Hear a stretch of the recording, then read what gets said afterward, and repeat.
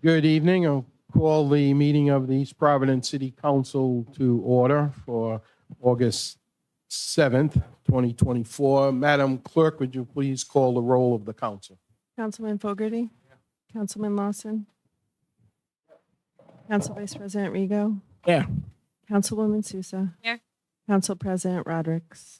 Here, the record show all 5 members are present.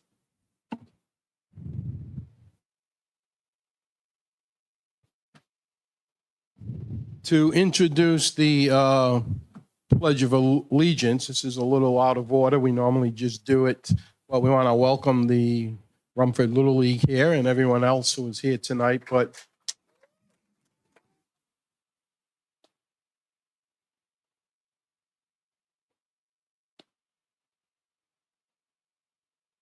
But what you don't know is Council Vice President Rigo supplied pizza, I understand. That's only if you stay the entire meeting until about midnight. So if you had any of that pizza, you're trapped here. Trying. Council Vice President, would you introduce the members for the pledge, please? So at this time, I'd like to bring up Mason Ferreira and Trip Audette to lead us in the Pledge of Allegiance. Everyone, please rise. Please rise. And please remain standing after the pledge. I pledge of allegiance to the flag of the United States of America and to the republic for which it stands, one nation, under God, indivisible, with liberty and justice for all.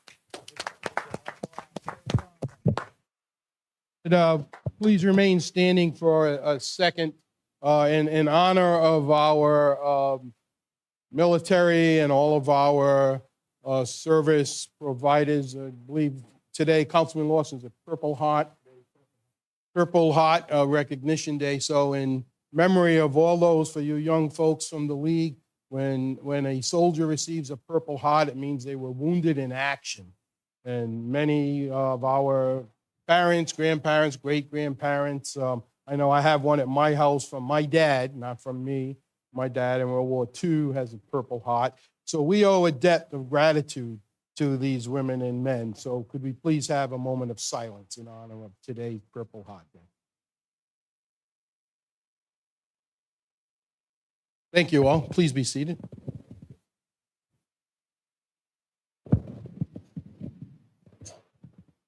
So without further ado, I would ask Council Vice President Rigo to make the introduction for tonight's presentation. So this is year 2 of this council being together, and this is the happiest day I have been a council person up here, because there's nothing near and dear to me more than Rumford Little League. Like, they beat everybody. So as a player, as a coach, board member, and as a president, there's not a better moment to be an honoring players from Rumford Little League. I saw a lot of the 10 and 12, the major division games, and I saw the great finish of the Ron Silver. I saw that whole game last week, and that was just amazing. And that was that Rumford Little League spirit where you people never gave up. And the 10 to 12-year-old team, you just went through that whole district. I mean, the amount of runs that you scored in a game, having played and having coached, and there was no competition. And you did a great job at the States. It's not easy when you get to the next level, and you should be proud that you were one of 4 teams to be still playing in that division.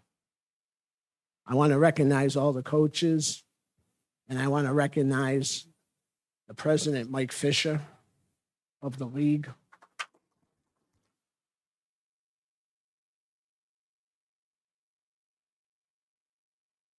Little story soft.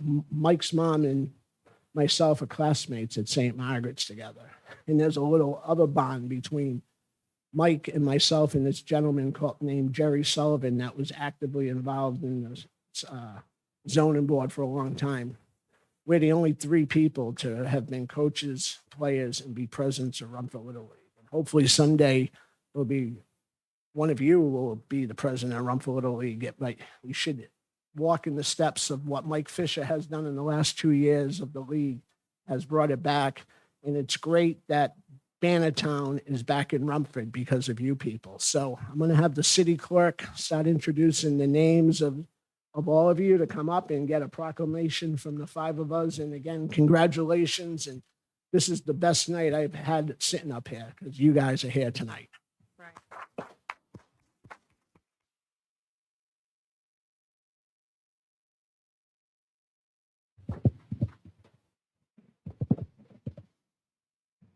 Trip Audette.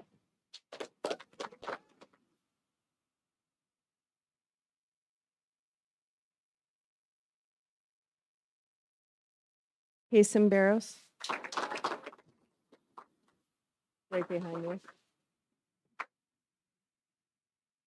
Juliana Carroll.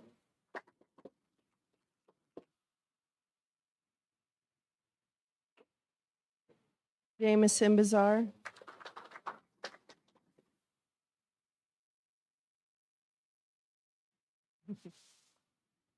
Vincent Fisher.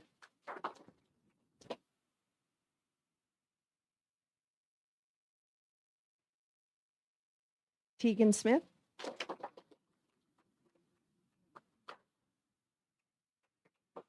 Kingston DeLeon Spitaleri.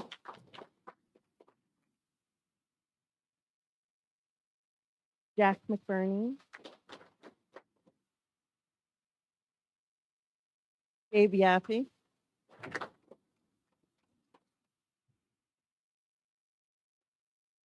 Tim Parker Schoner.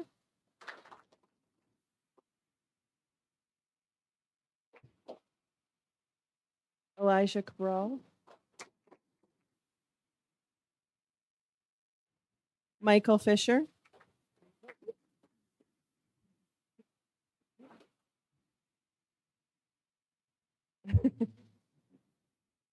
Owen O'Reilly.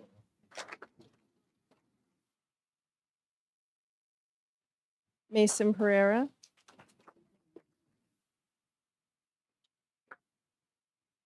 Bishop Pedrosa Jones.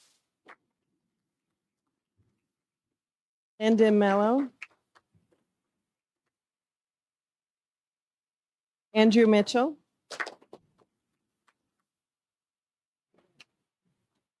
Cal Connolly.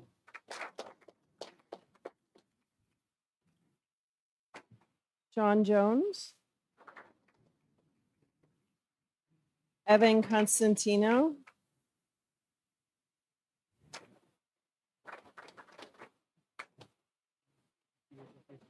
Yeah.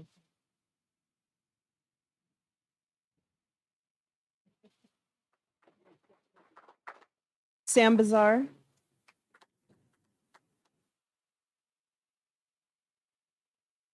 Donovan Bazar.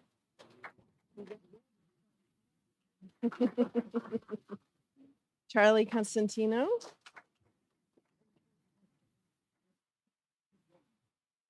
Gail Mitchell.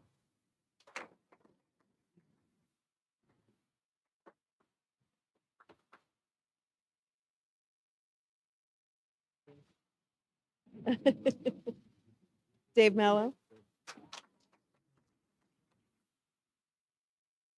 Oh, who's coming?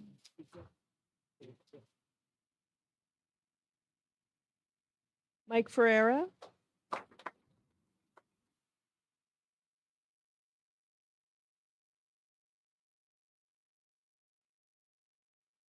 Richard Audette Jr.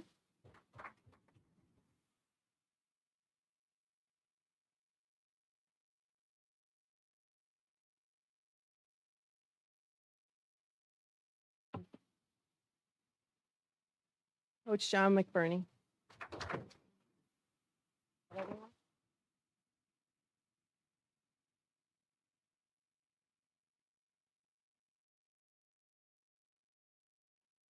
You guys could squeeze in together. We'll take a team photo. Might want to double up. Little guys in front, just like on the field.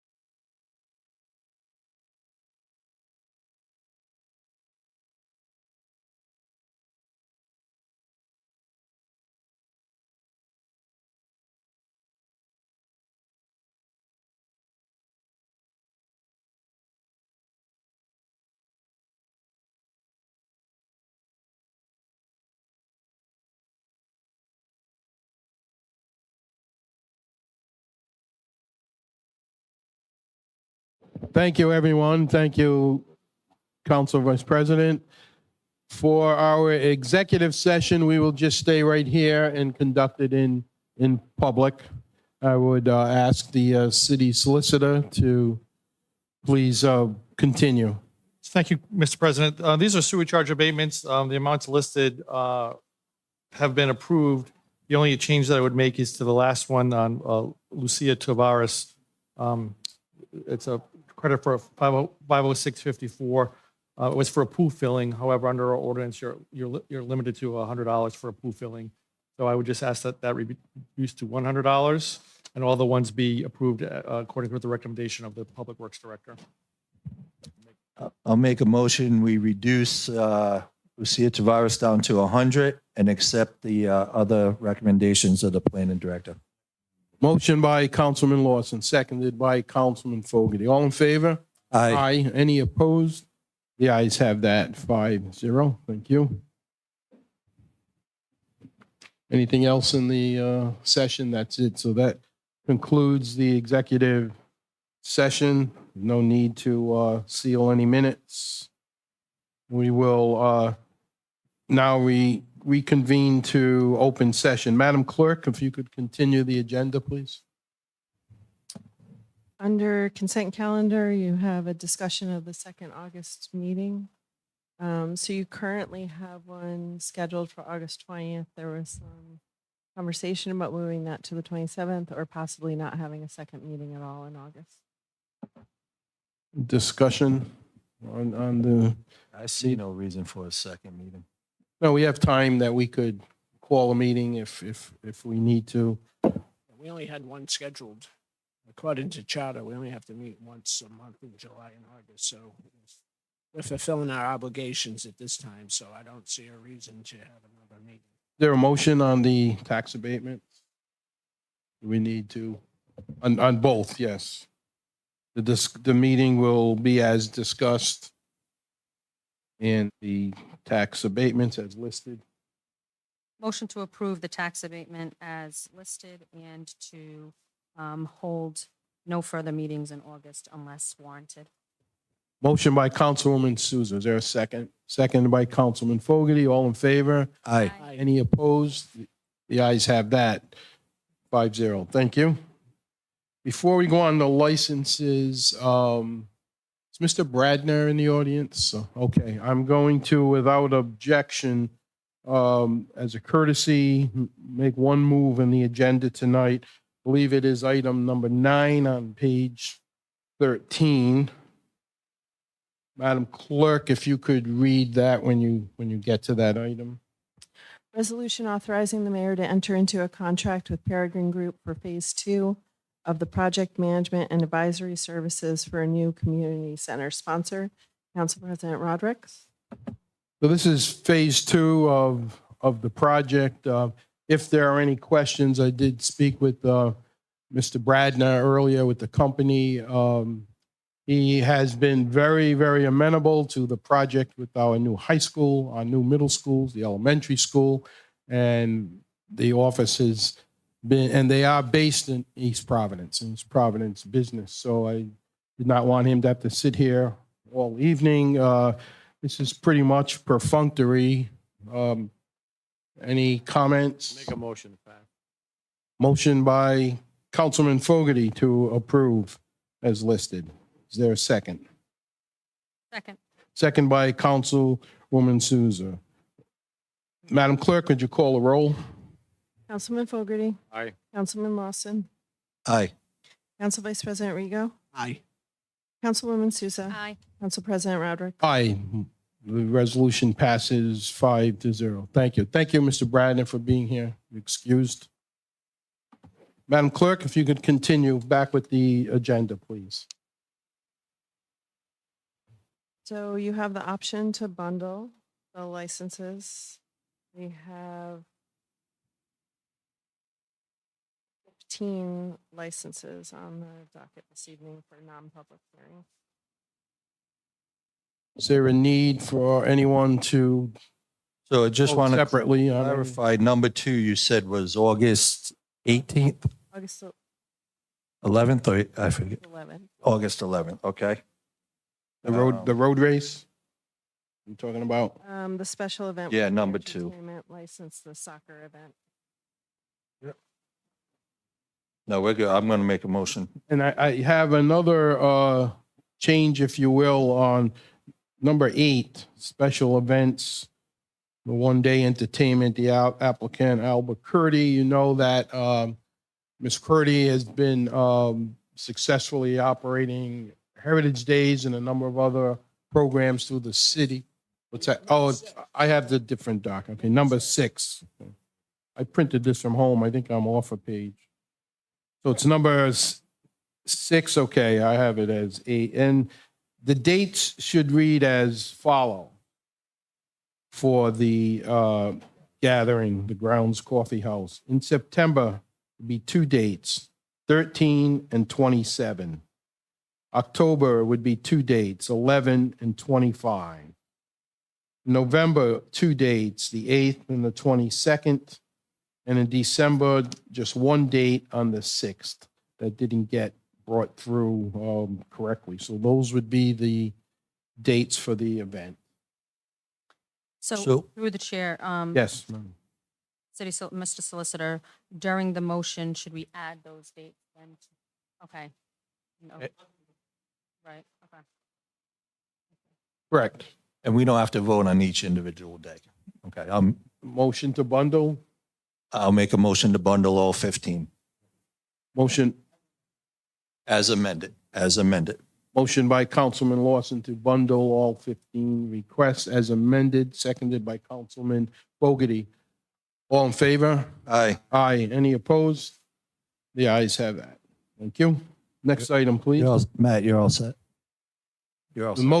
motion in order now to approve as amended. A motion to approve as amended.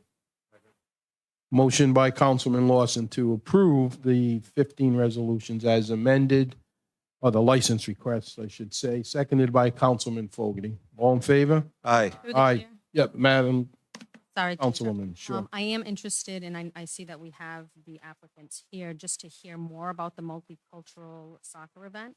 So if they would like to come up and give us some additional information, I think that would be beneficial to the residents. Sure. Just give your name and address for the record, please. Hello, everyone. My name is Oscar Pozuelos. We're representing a nonprofit Guatemalan organization. And this event is pretty much bringing a Guatemalan professional retired soccer players, and pretty much is to gather the Latino community and the Guatemalans together to see retired famous soccer players. And are you having this out on the field or in the stadium, It will be on the stadium, inside the stadium? inside the stadium, yes. Any other questions from anyone? Thank you. The motion is to approve all of these. It has been seconded. All in favor? Aye, Aye. Any opposed? The ayes have it. thank you. Thank you. Good luck. Madam Clerk, please continue. Under public hearing, the first one is Dance and Entertainment applicant Lucy Fontaine, business BPO Elks at 60 Berkeley Street. The applicant present. Could you come forward, please? And I think that I talked to a couple of members of your club, and I think there was, but you will have to come to the podium. There was some confusion. I'm not sure they really need to do this, but I guess you felt out of an abundance of caution to just state your name and address for the record. So my name is Christine Viana. I am the current exalted ruler for the East Province Elks located at 60 Berkeley Street. Thank you. Welcome. Thank you. I'm basically here just to, I know a lot of our neighbors were concerned. I sent a letter to all of the surrounding neighbors in the circumference around the property. We put in for a yearly entertainment license because every time we do it individually, whether it was for a DJ or we did like an open mic night, we had to pull one each time. So instead of doing it each time, we figured we'd just put in for the year. I know the neighbors are a little concerned that, we're going to have rock bands in the backyard, and that's not the case at all. It's not looking for anything outdoors. We did have a DJ, I believe it was for Family Day 2 years ago. I think that was the last time we ever did anything outside, which again, we had pulled a license for. Every time we've needed liquor license to be outside, to have liquor outside, we always make sure we pull the right permits, the licenses and everything. It gets costly for us. So we put in for the year, so then that way we're covered. So if we want to have an open mic night or a DJ or whatever the case may be, because again, we're trying to build our membership. Anybody who is an elk knows that the membership is a little bit older. I am actually only the second female to ever be an exalted ruler in the East Province Lodge, and I am on the young side. So we're trying to build that and build the membership. So we're trying to think outside of the box to have different ideas. To do that, you need the entertainment license. So that is why I am here. I did bring a copy of the letter that I did send to the neighbors explaining all of this, and that if anybody wanted to come into the lodge, see what we're about, I would be there. It was this past Thursday from 6 to 8. Come in, see us, see our membership, come and talk with me. Any questions? Nobody showed. But I did bring a copy of the letter in case anybody wanted to see it. And that's really all I have. Okay, thank you. Before I open it, it is a public hearing. I would commend you and thank the Elks for all of their community activities. I know that you have many activities that help community. You've had backpack days for students. You've had We do. a lot of things. We did just have Family Day this past weekend. Again, it's open to the public. It's for the kids. Come, they come have a good time, play games, stuff like that. We do our Rucking for Roofs. That's held on Veterans Day, where they walk 20 walking 24 miles this year. All monies raised goes to help any homeless veterans here in the state of Rhode Island. We help house them. It's completely earmarked for homeless veterans only. Whether it's hotel stays, first and last, because, you know, they do have a place to live, but they need help with first and last. We're working with Habitat for Humanity. They just built a duplex in Burrville. They chose the two veterans for that building. We're helping with their first, closing costs. 2 veterans, closing costs for each of them. So again, we do a lot in the community. We're going to be part of East Providence Night Out. That was yesterday. So again, we do a lot in the city. Thank you. Members of the council have any specific questions? If not, this is a public hearing. If anyone here wishes to speak on this issue, please come forward this time, and you'd have to identify yourself.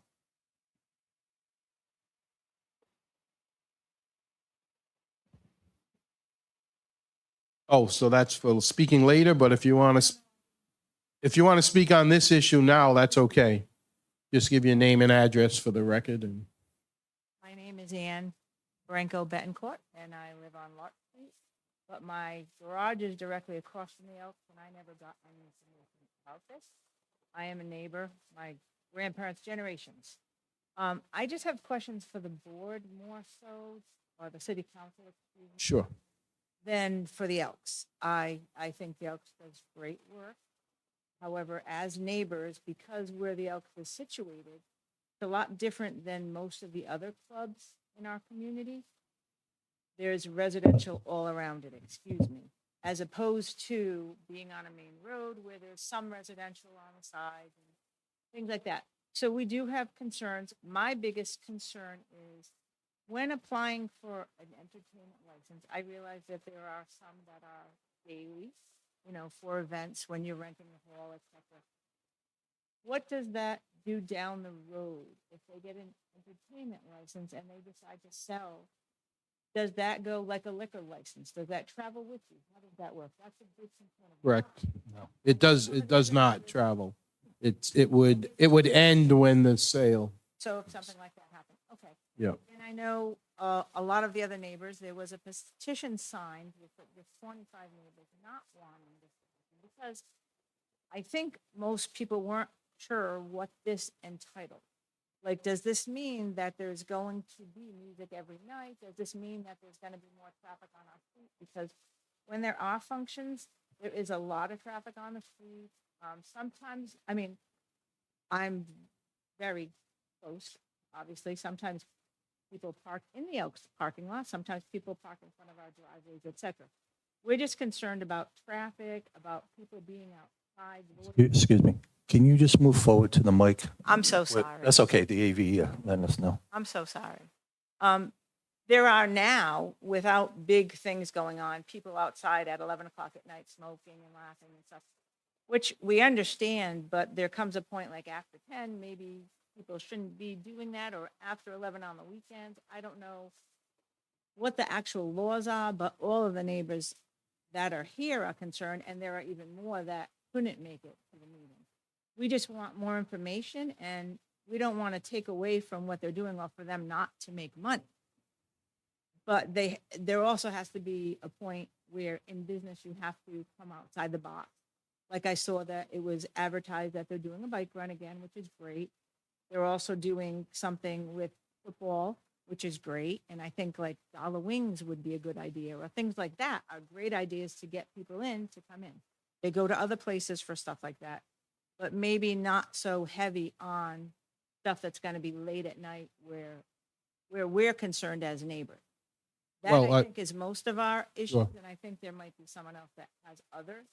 Sure. Well, I would just interrupt you to say, as the director described it, do you still have questions? Because she pretty much explained that they're not going to have outdoor concerts. No, I understand. Okay. My issue is it going to be late at night? Is it going to be now that you have this entertainment license for the whole year?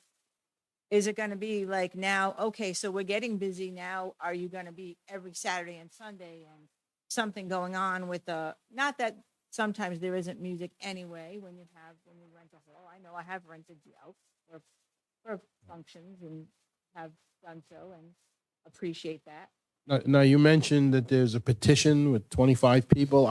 We haven't received any. Did any of those people attend that meeting that the I Elks? didn't know anything about a meeting. Is- Nobody ever gave me anything. But you have a garage there, right? You don't live there, so you My might not have property gotten is- it. My property is directly across from the Elks Club, and it's a long property. So my address is Larch Street, Right, but my property goes to Berkeley. okay.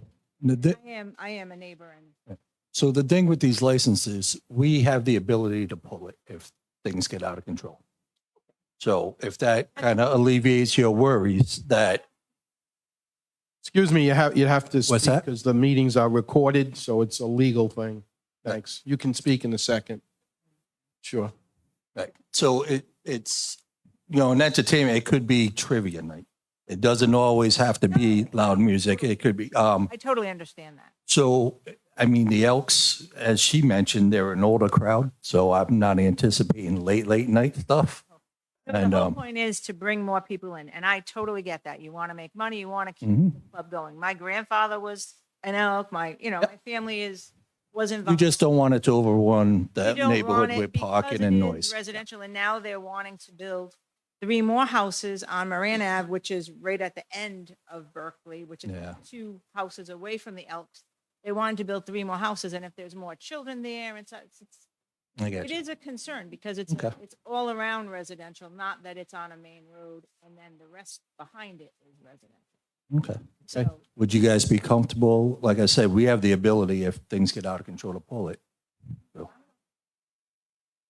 I'm sorry, you can't have. okay. you need to Councilman, they come have up. come to the. You would need to come up. Sorry. So if you don't have anything else, is there anyone else that would? Questions were answered. I Yep. appreciate your time. Thank you. Is there anyone else that would like to speak on this? Please give your name and address. Thank you.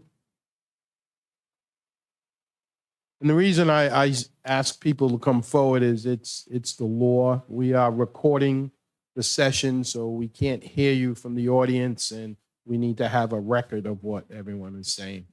Thank you. Wayne Sandoval. I live at 66 Bentley Street in East Providence, Rhode Island. Welcome. I have a petition here with 25 signatures from the entire neighborhood. I have a grandson. There's kids on the neighborhood. There's cars parked on the entire street. You can't even get out of your driveway sometimes. I don't mind functions where they have family night. They get-togethers. We put up with that. But as far as the DJ going on and being there until 11, 11:30, 12 o'clock at night, no, it doesn't cut it to me with my grandson probably trying to get to sleep. It's a residential neighborhood. It's not a commercial area where people can just have, music. It's not going to stay inside the 4 walls because it never does. They're all out in the parking lot. They're smoking, they're laughing, they're making noise at 11:15 at night. That's not fair for the neighbors. Would you want to be in a neighborhood and have to listen to that and you're trying to sleep to go to work in the morning? It's just not right. And they don't control it. They don't control it. They're out there laughing, and I don't think that's right for people that pay taxes and are in that neighborhood. Can I ask either the solicitor or maybe the city clerk, if you don't have this right now, are there time restrictions for this club as a rule or any of the clubs, the Braga Club, a lot of clubs in the city? I mean, is it the 1 a.m. license for? I'm looking at the ordinance. Do they have a liquor license? They have a liquor Yeah, license, so it's 1 a.m. It would be 1 a.m. So they are legal till 1 a.m. In a residential neighborhood with children and kids riding bikes. Right. It's like all the clubs. Anything like that in a residential. It's commercial neighborhood, fine, but you're surrounded by neighbors, you're surrounded by cars in the street. You can't even get out of your driveway. I know they made it no parking on one side. You still got members that park on the opposite side. They don't even pay attention to the no parking signs. They park there anyway. A rescue fire truck, there's elderly people there. A rescue fire truck tries to get by, they can't get by because there's a truck parked in front of my house, which isn't even supposed to be there. It's just not gonna, we put up with what they do now. I'm happy. They help out a lot of people. Yeah, they do all that. That's fine. But I think they're trying to push it, as far as I'm concerned. Okay, And that's Thank my you. feelings on it. I Sure. don't have a problem with it, but as far as entertainment, I have a problem. Well, they have the right to have entertainment. The question is, you're saying that you think they're going to have more than, and what I heard the director say is they're not really looking to have more. They, rather than come before us for 10 times a year, they're trying to do this at once. So we'll have her come back up and ask and answer some of your questions. I don't really believe that, but well, I'm sorry. Oh, yeah. All right, well, we still have a public section. Did you want to add something? It's under the purview of the council to approve the license and limit or restrict the hours. You're allowed to do that. Yep. Or restrict it in another manner. I'm going to move to approve in full. Yep. Anyone else have? I just, Yes, just to please. clarify for the record, an entertainment license is, as I previously gave this council a memo on a different issue. Entertainment licenses regulate very specific things. Music, live performances, exhibitions, I think even bowling, I think it was one of its, under the Rhode Island state statute that dates back to like the 1900s. So things like trivia night, they wouldn't need an entertainment license for that. It's just for those live performances, a play, those type of things. Just to clarify what an entertainment license does regulate, it's really music, live performances, dance recitals, things like that. That's what Thank you. Welcome. Please name and address for the record. Miss Philomena Machado. My address is 337 Moran Avenue. Oh. My name's Philomena Machado. My address is 337 Moran Avenue in East Providence. And pretty much my backyard and my deck and my whole house faces the parking lot of the Elks. And I pretty much wanted to say what Kathy just said it. And I do have a daughter with CP, and she has a hard time with all the medications to go to sleep. And pretty much she said that the club closes late. We don't complain at all. And that is saying that if the music will be outside, inside, I believe it, but they can't control the people in there because people comes out to smoke. They stay outside. They talk so loud, they laugh. Of course, there's nothing wrong with that. But to the neighborhood that wants to go to work, and they have sick kids, and I do have a grandson too, and the streets is very busy, and pretty much Moran Avenue is busy already, and there's a lot of cars. Some nights the park is not enough to park everything, so the whole side of the street, and like she's saying, even yesterday they had a hard time with the fire truck and the rescue because there was no room for them to take their neighbor next to the hospital. And our big concern is when something more comes up with music and DJ, creates more people, more cars, more traffic, more danger. And the club is very close to the neighborhood. There's a lot of people living around, and we don't feel. I'm happy that they help a lot, and they do have the family day, which is beautiful. They have a motorcycle once a year. That's beautiful too. That things going on during the day and happens once a year, but things to be continued. We don't. Okay, thank you. Anyone else like to speak?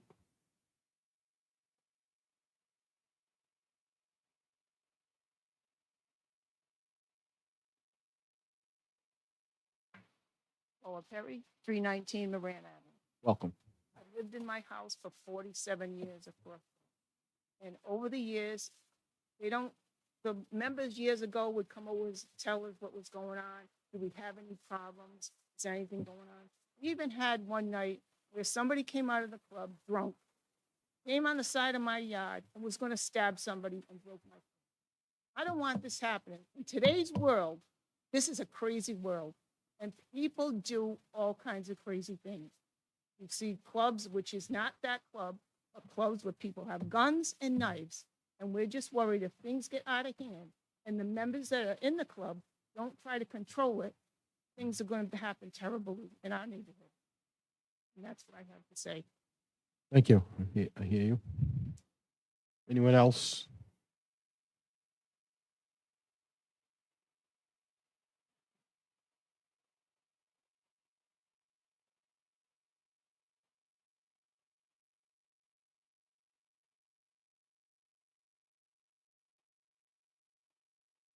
I am Carol Martin. I live 335 Moran. Their property abuts mine, right on the side. Welcome. Is just a fence, my fence between me and them in the parking lot. And the thing is, I get up at 3 a.m. to go to work, and they're out there, the people are out there smoking and laughing and whatever, all till very late. And I don't know why they have to be on the parking lot side. They have a big property on the other side that would be more beneficial, I think. And if they have entertainment, there's going to be more people. So now there's going to be more people there on the outside there. They have a little enclosure nearer to where they sit.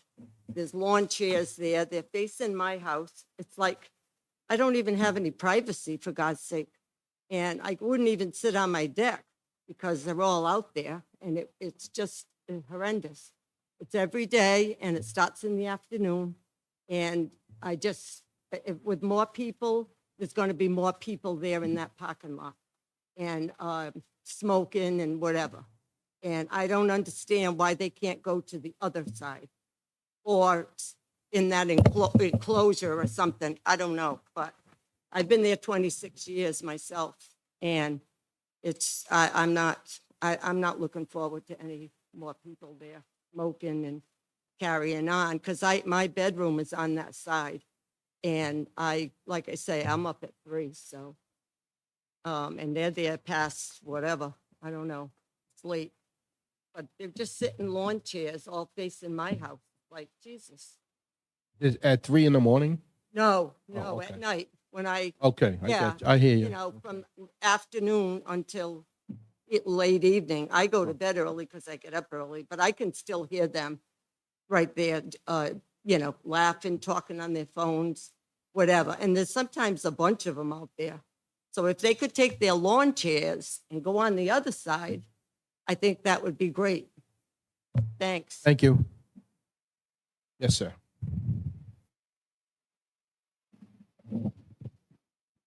Hi, I'm Anthony De Silva, 61 Berkeley Street, 63 Berkeley Street. I live right across the front of the Elks Club. I got something written here. We had to speak out against the Elks Club on obtaining an entertainment license. We have resided here since 1993. They have had functions in the past when it was difficult to pull in and out of the driveways and would have made emergency vehicles pass through tough. And during these functions, people would gather in front, across the street from my house, smoke, hang out, kids playing around during the functions. And I thought the functions were supposed to be held inside, not outside. When they opened up the door, we could hear the jukebox playing from the inside. I could hear it from the inside of my house at all different times. Let's see. You give them an entertainment license, you're going to bring more people, more vehicles into the neighborhood that we don't need. I've contacted the Elks once, and was when the alarm went off, 2, 3 o'clock in the morning. I told them, I called them up, told them about it. They wouldn't do it. This was about 10, 12 years ago.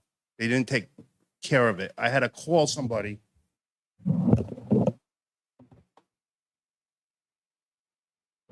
I had to call somebody 3 o'clock in the morning to bother them, and they didn't like it, to tell them that your alarm's going off. Woke them up. Now, in April, I open up my windows to sleep at night. They have their trash picked up at 5 a.m. in the morning. How would you like that? 5 o'clock in the morning, you hear with the trash. That's unacceptable. I called City Hall. We're going to send them a letter. Did they send them a letter, or did the Elks just throw the letter out? I called the mayor. He took care of it. Last year, they put a prefabbed house in their parking lot. Got a guy walking down the street with the trailers, 40-foot trailers, 50-foot trailers, pulling wires off the houses. Oh, we're not going to pay for it. It's not our fault. So they have no consideration for the neighborhood. Why should they have a license? You know, put you In my house where I have to listen to it. You don't have to listen to it. Doors open and jukeboxes playing, people playing, kids playing outside when they're supposed to be inside.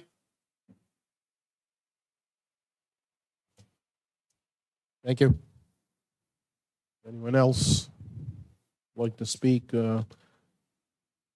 Keeping the public hearing open, I would ask you to please come forward once again and want to have a couple of follow-up questions.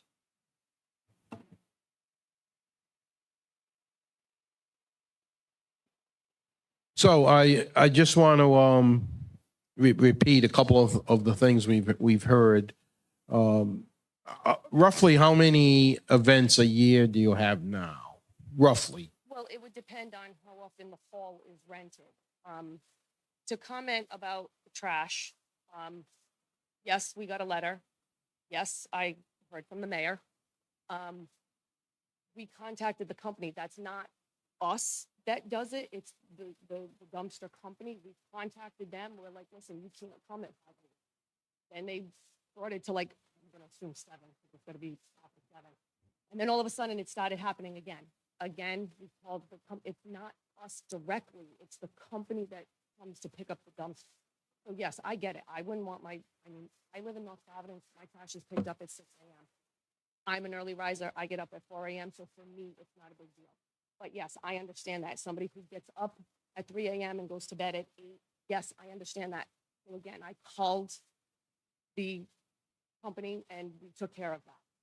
If it becomes a problem again, please call us. I will take care of it again. Because again, it's out of our control. The company that comes to empty the dumpster.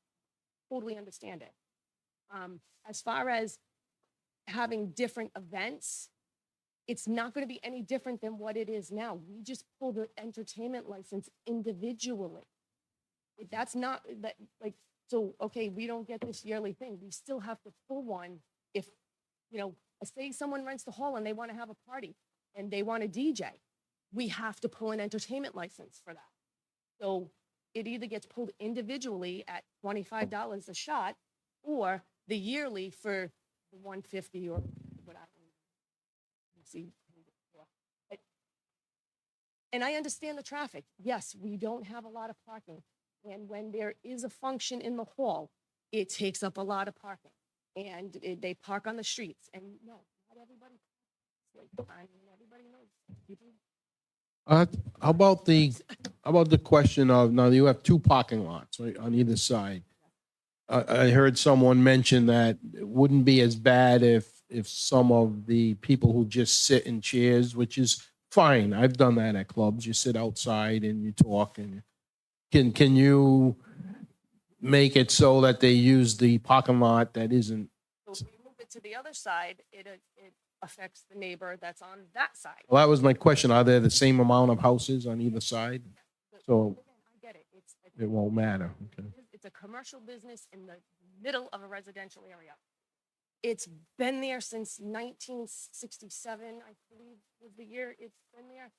I get it. It's really in the weirdest section of the neighborhood. But it has been there forever. Yes, the times are different. The board has changed a lot over the years. Not all exalted rulers did what they were supposed to, and they don't listen to the neighbors. And that's why anybody that didn't get a letter from me, it's because you had either a sign on your front that said no solicitation, or because you can't put anything in a mailbox, it's a federal offense. So if there was nowhere for me to stick the envelope, I was putting them in door handles because I couldn't put them in the mailboxes. But if you have a sign on your front that says no soliciting, I did not come on your property. Again, because I want people to come and talk to me. And if you have problems, concerns, I will listen. I do. I'm not that person that just says, oh, yeah. I do. I listen. When somebody has a concern, I take it seriously. So you're not looking for bands and DJs every weekend? Oh, God, no. Oh, no. Absolutely not. For instance, we had open mic night.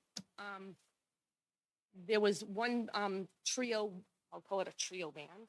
And then there was one gentleman, he's from East Providence, came and, again, we had to pull an entertainment license for that, which we did.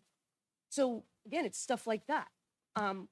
yes, we can definitely let the members know that they're being too loud and definitely say something to them. There is a fenced off area that they would smoke inside that area. Unfortunately, the wind took out the gate, and so it has not been fixed yet. So they do put the smoke on the outside of that fenced-in area. Again, moving it to the other parking lot on the other side, and that only affects the neighbors that are on that side of the building and on the back of the building. Unfortunately, there are houses literally all the way around the building. So whether it's smoking on this side or smoking on that side, it's either going to affect this neighbor or that neighbor. Yes, I will definitely bring it up to our meeting and to our bartenders and let them know that, listen, you need to let them know that, after 10 o'clock, they have to be quiet when they're out there. I get it. Noise travels. Voices travel at night, especially in the summer months. Your windows are open and, you hear everything. I totally understand that. But we are not looking to have bands in the backyard and doing, every weekend and stuff like that. It's literally, nothing's really going to change because, again, we pulled entertainment licenses for different events periodically. They're not, maybe once a month or something like that. It's not something that's looking to be done every weekend or. All right. I just want to, we have a lengthy meeting, so I want to move this along, but I appreciate that. This time, unless someone has something to say that has not been brought up yet, I will close the public hearing. Ask the council if you'd like to comment on anything we've heard, or is there a motion in order? I just have a couple of questions. It doesn't look as though there's much privacy around the property of the Elks other than what the neighbors have for their surrounding property. Is there any consideration that the membership would take into account of maybe putting up some more privacy for the neighbors around? That way they felt more secured and disconnected from what's going on in your parking lot. So it is fenced. The parking lot is fenced. There is one section on one side that did fall with one of the storms. We have been working with getting quotes to replacing the fence. There's two neighbors that abut us that one of the fencing companies that we got a quote from went and spoke with them and was working a deal like, okay, the Elks would be responsible for this part of the fencing. This neighbor that's in the back is part of this. And then and quoting it all out to replace the fencing. Because yes, the stockade fence, it's old, its sections have been replaced, some sections have not. Some things have kind of done. Right, just it's not in a good condition. So we're trying to, get the fence replaced. But again, the fence only goes so high and it blocks out our parking lot, but it doesn't block out the people that live literally right across in the front that lives right across, because again, when there's an event, somebody rents the hall or whatever, yeah, people do go outside, especially if it's nice out, the kids will go outside, play in the parking lot or a small, very small front grass area. Again, you can't prevent people from going outside. It's an event, So would you say the majority of the entertainment that you pull for are for those who are renting the some space? has and some and others were just events that we as one of like we have an activities committee. So the activities committee tries to do different things and whatnot. So they did an open mic night. They'll do music bingo night, or they'll do, they try to do different things. The entertainment license was pulled when we did open mic night. It was pulled. I had a DJ for something. I don't remember what it was, but it was pulled for that. So it's How many would you say annually off the top of your head? that we've pulled in this past year since I've been. I'm going to say I think we've only pulled it maybe 2 or 3 times. I mean, before me, I'm not sure, but again, it's not. We're not looking to do. I think the concern, well, what I hear from the concern is once anybody is issued a dance and entertainment license, they can do what they will with that license on any day of the week, unless there are restrictions that are applied to it. So the concern that the residents have is that it's going to go from an occasional entertaining for specific events or rentals to a potential every Friday, Saturday, Thursday, Friday, Saturday, which you would have the right to do if you were granted that license, which would then cause hardship to those in the neighborhood. I understand that, and as long as my position is a yearly position, so as long as I'm there, that I can't foresee that happening. I truly can't. I don't see that happening because we don't have a lot of. Again, this is all volunteer. Like none of these are like paid positions or anything. So we don't get the volunteers like we used to. So to have these events, it's not going to be more than what's already going on now. And like Mr. Lawson said, if it gets out of hand, the city can pull it. Well, it's not as simple as just pulling it. No, I know, but like, again, I mean, and again, if there's I have an open door policy. If anybody wants to come see me, come talk to me, I'm there all of the time. I'm there almost daily. If I'm not there, my secretary, Lucy Fontaine, is there pretty much daily as well. And again, I reply to all my emails, my phone calls, so I don't know what else to say other than we don't plan to do more than what we have been doing. And just one more question. Do you have anything planned in the upcoming month? For the month of August, not to my knowledge, no, not off the top of my head. Public hearing's closed. Well, the public hearing is closed unless it's something that has not been broached at all tonight. Yeah. Yeah, you can't speak from there. You have to. Without objection, I will open up the public hearing for one more speaker. Briefly, please. He's right. The Elks has been there for years and years, but you have to think of the times and how times have changed. It is no longer a pop where they go smoke cigars, have a drink, get away from the wife, and just want to, now it's true though. Now it's bringing in the younger crowds, they're hanging out outside. That's exactly what the Elks was, like a cigar bar, like they have now. Now it's totally different. Now they want to have more people coming in, younger crowds coming in. And you know as well as I do, you bring younger crowds in, what happens? There's trouble. They have a couple of drinks and they're out of hand. How do you control that? I can go talk to her and try to control it. It's not going to do any good once someone's had 2 or 3 drinks and they leave that parking lot like that. And that's all I have to say. It was a mom and pop. They did a lot of good things. The men wanted to get away from their wives back then. It's true. And now it's not that now. Now it's more of. Wives want to get away from their husbands, right? Maybe. But that is basically what, that's why you guys have cigar bars. There's a lot of new cigar bars around now. There goes my membership. My wife watches these meetings. You gotta go to the gentleman cigar bar. I hear you. Anyway, Thank you. that's what Okay, we will close the public hearing again. So here's my stand before I ask for a motion.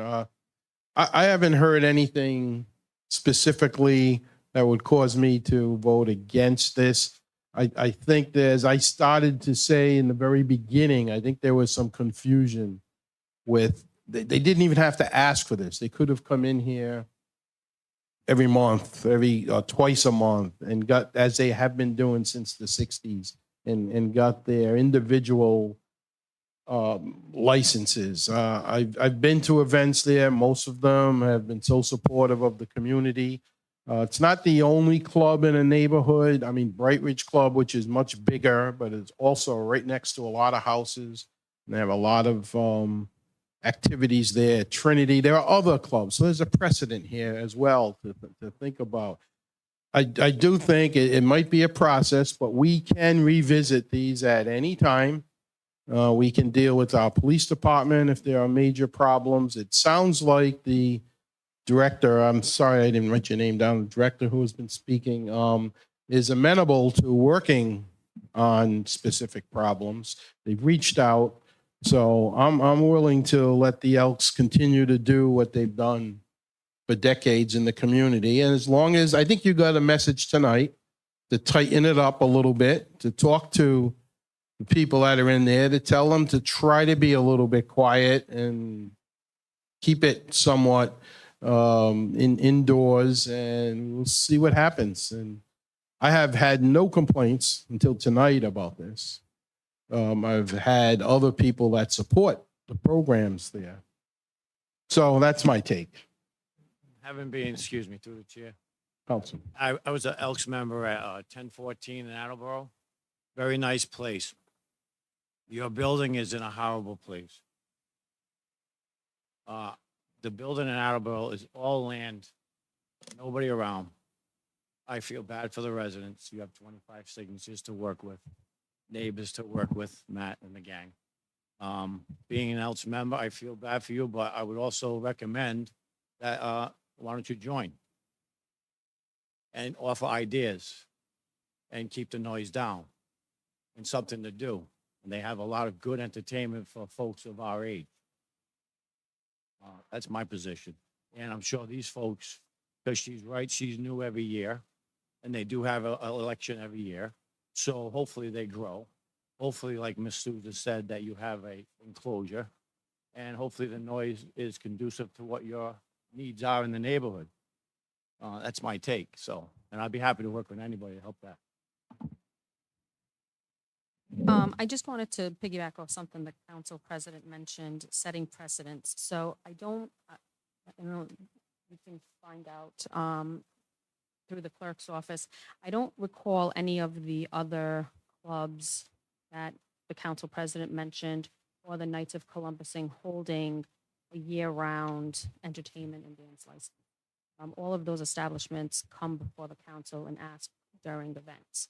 And that's because there's notification that's sent out regarding those events. So neighbors are notified, there's a public hearing, and people know what to expect on those dates. And that's why there's that kind of a process. In my mind, in my opinion, those dance and entertainment license are more for those establishments that have liquor in terms of a saloon, a bar, a restaurant. We're looking to upscale what they're already providing in services versus a club, which is more of, you know, social gatherings that come with events. So to have it open every day, 6 a.m., and I don't know what time you guys open, but from 6 a.m. to 1 in the morning, and then be able to have live entertainment is problematic in a residential area. We do have places like the Knights that is on Pawtucket Avenue that has a lot of space, and that would be a location that a yearly entertainment license would probably be well served because it's not bothering anybody. But in a residential area where this is located with our new generation and how we like to enjoy our life doesn't necessarily sit well when people are trying to relax or have a family and have safety involved, because as we know, we can't really control the behavior of the patrons that go into the establishment unless we're over serving them, and then that is within the control of the establishment. So if people are being reckless and they're leaving the establishment and they're doing things that are reckless, it's because they've been overserved and now they're becoming a nuisance to the community. And that's not acceptable, in my opinion, in a residential area, and poses a safety issue for those that surround that area. So some people may feel safe, but with the aging generation that live in that neighborhood and community, it doesn't feel safe. So not that I'm very business friendly, but I am very mindful of people's quality of life because I feel like that's very important. So that's where I stand. I'm not saying that it's not something that cannot be looked at with more information, or maybe working something out a little bit better with the 25 that have signed the petition and coming to an agreement, and then looking at this again down the line. I'd be open to that. But I'm not, I can't support this today for a yearly when you're not doing that many events that would require a yearly license. And if you're having events, then, you know, usually the patron who is hosting the event or asking or renting would encumber that sum for the party. Just like if they were doing it at their home, I have a block party, they encumber that $25 cost. Thank you. Any other comments? Or a motion? I'll make a motion to approve just to move this along. Motion by Councilman Lawson to approve. Is there a second? I will second the motion. Madam Clerk, please call the roll. Councilman Fogarty, Nay, just based on reasons of moving forward, the entertainments they have in pleasure with the residents. There's 25 people up here to speak against it. I'm sure there's one for every 25 here. It's Ms. Souza's ward, respectfully. So in honoring that, and then working together in the future, no one's saying that it can't happen next time, but. Councilman Lawson, Aye. Council Vice President Rego, Nay. Councilwoman Sousa. I would definitely like to sit down and have further conversation with the Elks and the neighbors to see if we can come up with a resolution. I'm a problem solver. That's what I like to do. So today, it's a nay, but I look forward to bringing this back before the council with a better agreement. Second that. Agree with your motion. So that's not a motion. Continue the roll, please. Council President Rodrick, Aye. The motion fails 3-2. Thank you. Next item, please. we have a liquor license application for Class C Saloon. Applicant Thomas Allen, Business Myrtle Bank LLC, DBA Myrtle, address 132 to 134 Waterman Avenue. The application is to expand the location, the service area to include the backyard area and include service from a small horse trailer bar. Madam Clerk, Mr. President, Yes, sir. I'm going to say this once, but it's going to pertain to items 2, 3, 4, and 5 on this docket.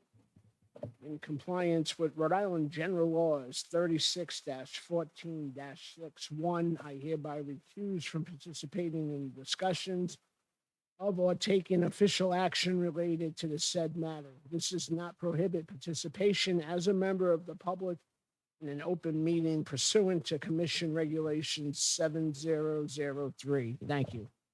Thank you. So noted. Councilman Rego is recusing himself. Discussion. Is the applicant present? Okay.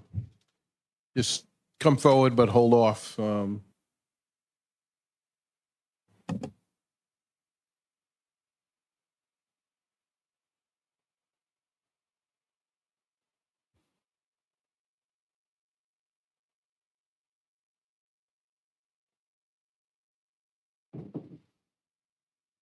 Okay, Councilman is safely out of the range. Probably won't come back. If the applicant is present, could you please identify yourself, please? Hi, my name is Natalie Van Landingham of Myrtle Bank LLC, located at 134 Waterman Avenue. Thank you. This also is a public hearing. Do you want to give us a synopsis of what you're requesting? Sure. I emailed the council as well as provided some handouts, giving a little bit more information about what we're working on. We're currently asking for an extension of our liquor license to cover the outdoor area and to be able to serve drinks from the horse trailer bar currently wired to our building. This bar will serve as an extension of the indoor bar service and be permanently placed in its current location. We worked with the EDC for 5 months to obtain a loan and to add a vibrant outdoor area. We're taking necessary steps to apply for the new outdoor liquor license extension to legitimize the outdoor area to serve our customers. Since last September, we've had 700 to 1,000 people each week through the doors of Myrtle and have provided 400 free shows to residents and visitors of East Providence. We work diligently with our neighbors to provide a safe and beautiful space and send businesses to all surrounding hospitality businesses who will also benefit from the use of our outdoor space. let's see here. Just as important to us as extending our liquor license is working with the city and state to provide more signage for parking and measures for safely crossing the busy intersection of Waterman and Ivy. I know that that's not on the docket, but it is something that I believe will come up whenever we talk about opening our outdoor space. Currently, parking on Ivy is not clearly indicated, leading to the police being called almost weekly, interrupting our service as well as other businesses and causing annoyance amongst neighbors. We're always open to talking to our neighbors about this, and we work with the cops whenever they come in to try to figure out exactly who's being affected. I've attached letters of support and our plans, and I have an extra copy if anyone wants. Sure. So we did receive all of that. So you're basically asking, which is allowable, to have people bring a drink outside, but do you realize they have to purchase it inside? This would not allow you to set up anything where people could purchase outside. I'm asking to allow us to use the current trailer setting outside to serve beer, wine, and our batch cocktails. To serve, but they're not selling. Could you, The application, she intends to sell from that trailer from the trailer, which is outside, which would be an expansion of her license, which is why this application is before you. okay. So the only change is they can buy inside and go outside now. The only change would Right. be if we give them the outdoor license, they could have the outdoor trailer. At the trailer, because it's not, it's a structure. That's the only difference, so. Yep. We do get a lot of concerns with the neighbors. And you're saying that some of it is we need better no parking? We do currently on Ivy, and this affects me as well as Mhm. Lisa. There is a little area there where it's really unclearly marked, and I would say that that is 95% of the reason why we get calls. Okay. As far as I know, no one has ever come to me directly to complain about anything. We're always happy to speak to anyone. We did have a gentleman come up, couple people come before us, and they were saying that they've had some issues with, drunk patrons and stuff. And I know once they leave the bar, but Right. We work diligently to not overserve people. I have Gotcha. plenty of people here in support say exactly what we do, and that we are really careful with that. Like I said, we're always willing to talk to anyone. I haven't had anyone approach me personally or Tommy or any of our bartenders other than, the times that the cops are called, mostly about parking. Gotcha. So the only change here would be they'd have somebody outside instead of having to go in and out. They can already go outside now. So, Mr. Solicitor, the issue of whether it's parking complaints or any other complaints is separate and apart from this request. Is that correct? Correct. It's a consideration you could make, but it's certainly separate and apart. Correct. Anyone else on the council? Open it to the public to hear what questions, concerns. We'll reserve council comment and open this as a public hearing. Anyone wishing to speak in favor or against, please come forward, identify yourself for the record.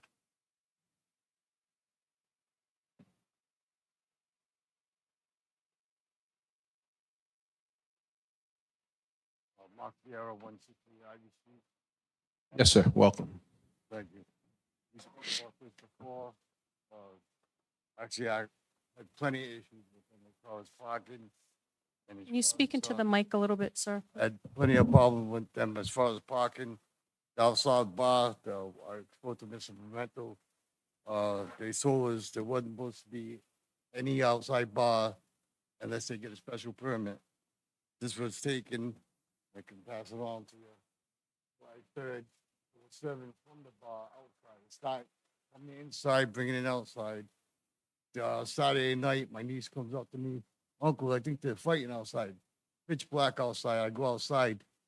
There's guys outside drinking in the dock. They pick up their bottles, they hear them clinking. They go back inside, grab another round, come back outside, start drinking again. They're all loud. This is at 10:30 at night. She's trying to sleep. I said, well, why don't you come back in the other room? I have other pictures here. This is from all the parking they have.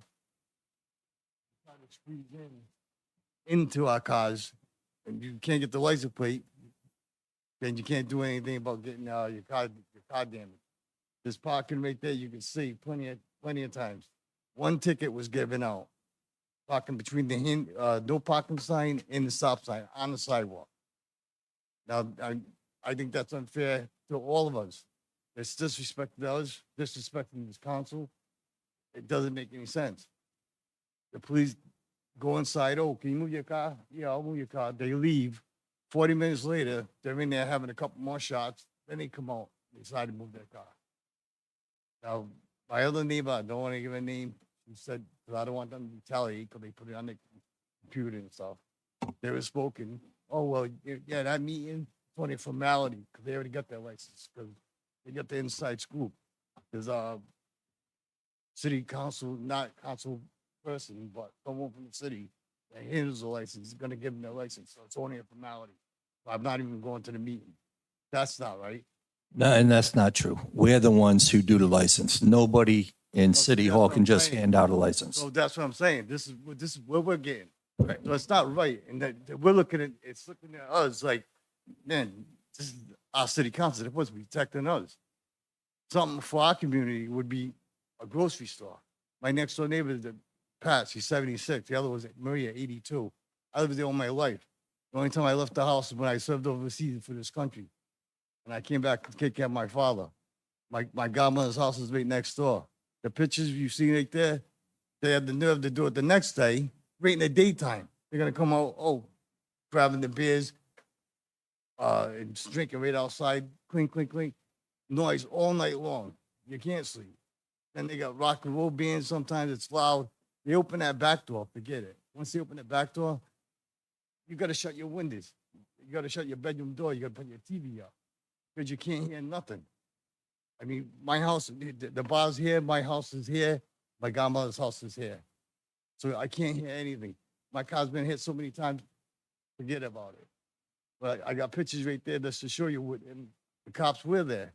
You can see the cops show up, gave one ticket. Imagine how much money the city could have made if they gave everyone a ticket. There's no parking sign right here. They don't care. We'll buy the park, no parking sign, park on the sidewalk in between the no parking and the stop sign on the wrong side of the road. The other one, they parked across the street from my house the wrong way. The last one is right at my driveway on the wrong side of the road. There's only one parking on that side of the road. I couldn't even get out of my driveway. So Mark, would you say that problems as you described them have been happening for a while? For a while. So do you see that there may not be a relationship to them being allowed to have people take drinks out there? You're getting those problems anyway, you're It's saying. going to be even more people now. Because now more people want to sit outside. When they first opened, my neighbor almost got in a physical fight with one of the residents or one of the people coming out just to move his car from his driveway. He was blocking his driveway. He had to take his wife to a hospital. She was pregnant. She was in labor. So me and my neighbor Victor had to come outside to have the guy move his car. I mean, just to give him the, I guess it was like, either move your car, there's going to be an issue. Then he finally moved his car. The other guy comes outside. I know they have bathrooms in there. He goes in between my house and my godmother's house and urinates in my grass. I mean, they got a bathroom in there. What are you going to do that for? The other one was marijuana, the glass. Next time, I threw it in the garbage. Next time, my neighbors, they're here. They got cameras. I'm going to get a camera. He dropped the glass. There was marijuana on it. I'm going to get my camera. Next time they drop it with the license plate, I'm going to go inside the Myrtle, arrest the guy, transport marijuana to the establishment. Supposed to be, I guess, if medical, you're supposed to take it home. You don't take it to a bar. So this is an ongoing thing, and it's getting worse. So if they have the outside entertainment thing where they're actually selling from that little bar, they did the thing in May. I actually got a thing on my wife did on her phone. You can see it. Was a grand opening. They had a soft opening for the bar. But it's all outside. Well, can I just comment on? Yes, please. There's been a lot of confusion because of COVID and outdoor dining and whatnot. So as you remember, during COVID, there was an executive order that prohibited cities and towns from enforcing zoning ordinances or licensing requirements that prohibited individuals or restaurants, particularly from serving outside. It was pretty much allowed, the city was unable to do anything about it. And honestly, restaurants got used to that and bars as well. That expired, I think, in January, February of this year. In the interim, the General Assembly passed a law, it's called the Rhode Island Outdoor Dining Act, which pretty much codifies what happened during COVID. Basically saying that cities and towns cannot prohibit the outside dining of outside service of alcohol or food at restaurants. So let me just read from the statute. It says outdoor dining means the use of an adjacent outside area by a food service establishment for the same eating and drinking activities that occur within the establishment. And a food service establishment is defined very broadly to include a mobile restaurant, coffee shop, cafeteria, short order cafe, luncheonette, grill, tea room, sandwich shop, soda fountain, tavern, bar, cocktail lounge, nightclub, roadside stand, industrial feeding establishment, and so on and so forth. This would be considered a bar because they have a Class C license. Because there was confusion about the application of this law and the COVID, my office, through the clerk, sent a memo to all license holders within the city indicating that if you wanted to expand your license, basically, you had to come before the city council to do so. Now, the law basically says whatever they're doing inside, they can do outside. So if they're serving alcohol inside or outside, you can go out and take a beer out or bring a sandwich outside, you can sit. You can't regulate that. What triggered this application is that trailer, because I consider that and DVR considers that an expansion of their license. It's not, they are serving inside, obviously, but it's a different bar area than they were licensed for. So that's what we're really here to consider as to whether or not they should be allowed to have additional liquor, sell liquor from that trailer. And that's what we're here for. Parking issue is a separate issue, and I just confirmed with the zoning, with Dominic from the planning department, that there's an overlay there. They comply with the zoning because there's no parking requirement for a commercial establishment, because it's an overlay, it's part of zoning. So there is no parking, there's no minimum requirement parking for that establishment because it's in an overlay. So they are forced to be on the street because it's a very small parking lot. That's what the law is in the state, in the city of East Boston. That's why I said earlier that, Mark, that, and to others, that we're hearing you about these problems, but that's not germane to their request tonight. No, That there's another avenue to bring those complaints forward. yeah, but you ended that, but see, then they did the soft opening where they were supposed to come to you guys first. Right, and they were stopped They by were the selling. city. Yeah, In fairness to, and I didn't have any conversations with the owners. In fairness, there were a few restaurants that had confusion because of the change of the law and because of the COVID regulations. This was not the only establishment that had some issues that we dealt with. Yes. That's why we sent the memo to everybody. But you're correct, that only this council can issue licenses, and that's why they're before you. No one made any promises to anybody whether they would get it or not. All right, so I see other people, if you will yield, Mark, so others can speak, and unless did you have anything that you hadn't mentioned yet? it happened because now it's gonna be more people, there's gonna be more people in the yard. Like I said, just for that night, Saturday night, the yelling, that was only a couple of guys. Now, when it comes to a lot of people, it's gonna be unbearable. I mean, for my own sanity, my own peace, I lived there all my life. Now it's just it's driving us crazy. It's just gonna get louder and louder. The yard's right here and our yard's here. They open that door and that's what they do. For the people that's outside in the bar, they open the door, so they can say what they want. I live there. They open that door, that music you can hear all the way down the street. 4 houses down. So I don't think it should be right, and I hope you guys do the right thing. That's all. Thank you. Yes, next.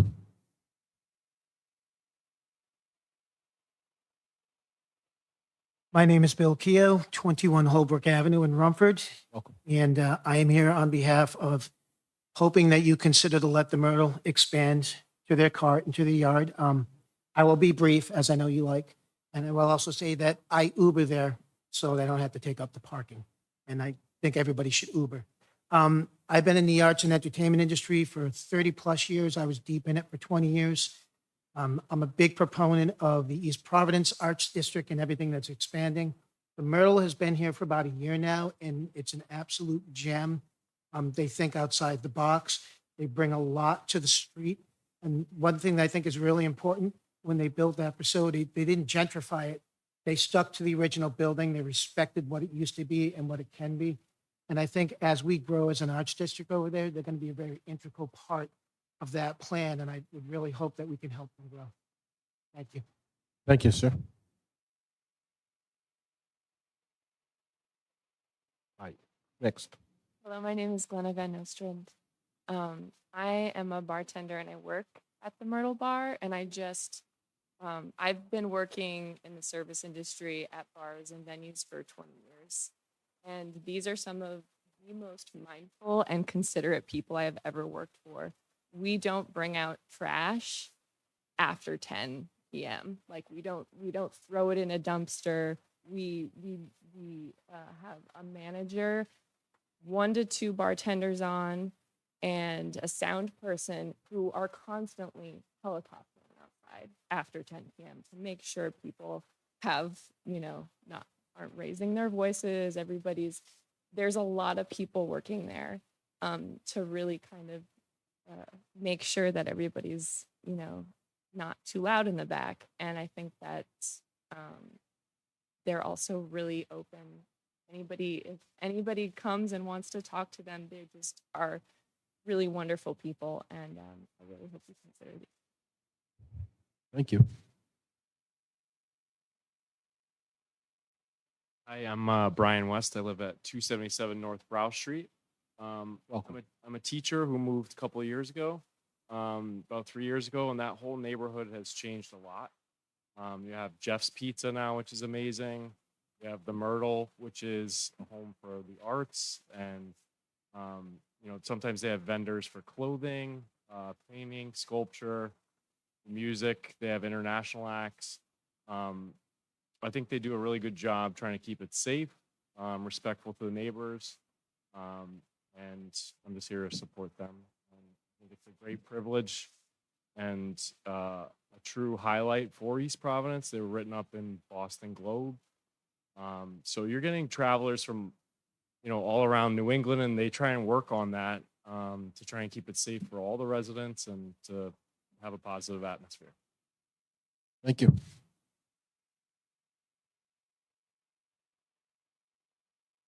Hello. Hi. I'm Homer Johnson, 74 Blanding Avenue, just down the street. I've been going to Myrtle since they opened. I think the world of Tommy and Natalie are just awesome. I sell craft beer for a living and have been doing so for the last 5 years. I'm in eating and drinking establishments and liquor stores 5 days a week. I know what the problem spots look like. This is not one of them. They foster the arts and creativity.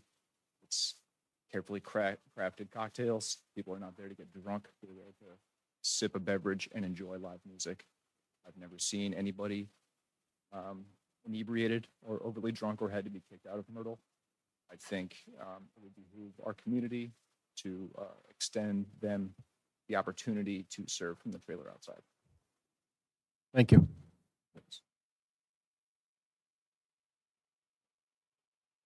My name is Katie Benito. I live out 179 Ivy Street.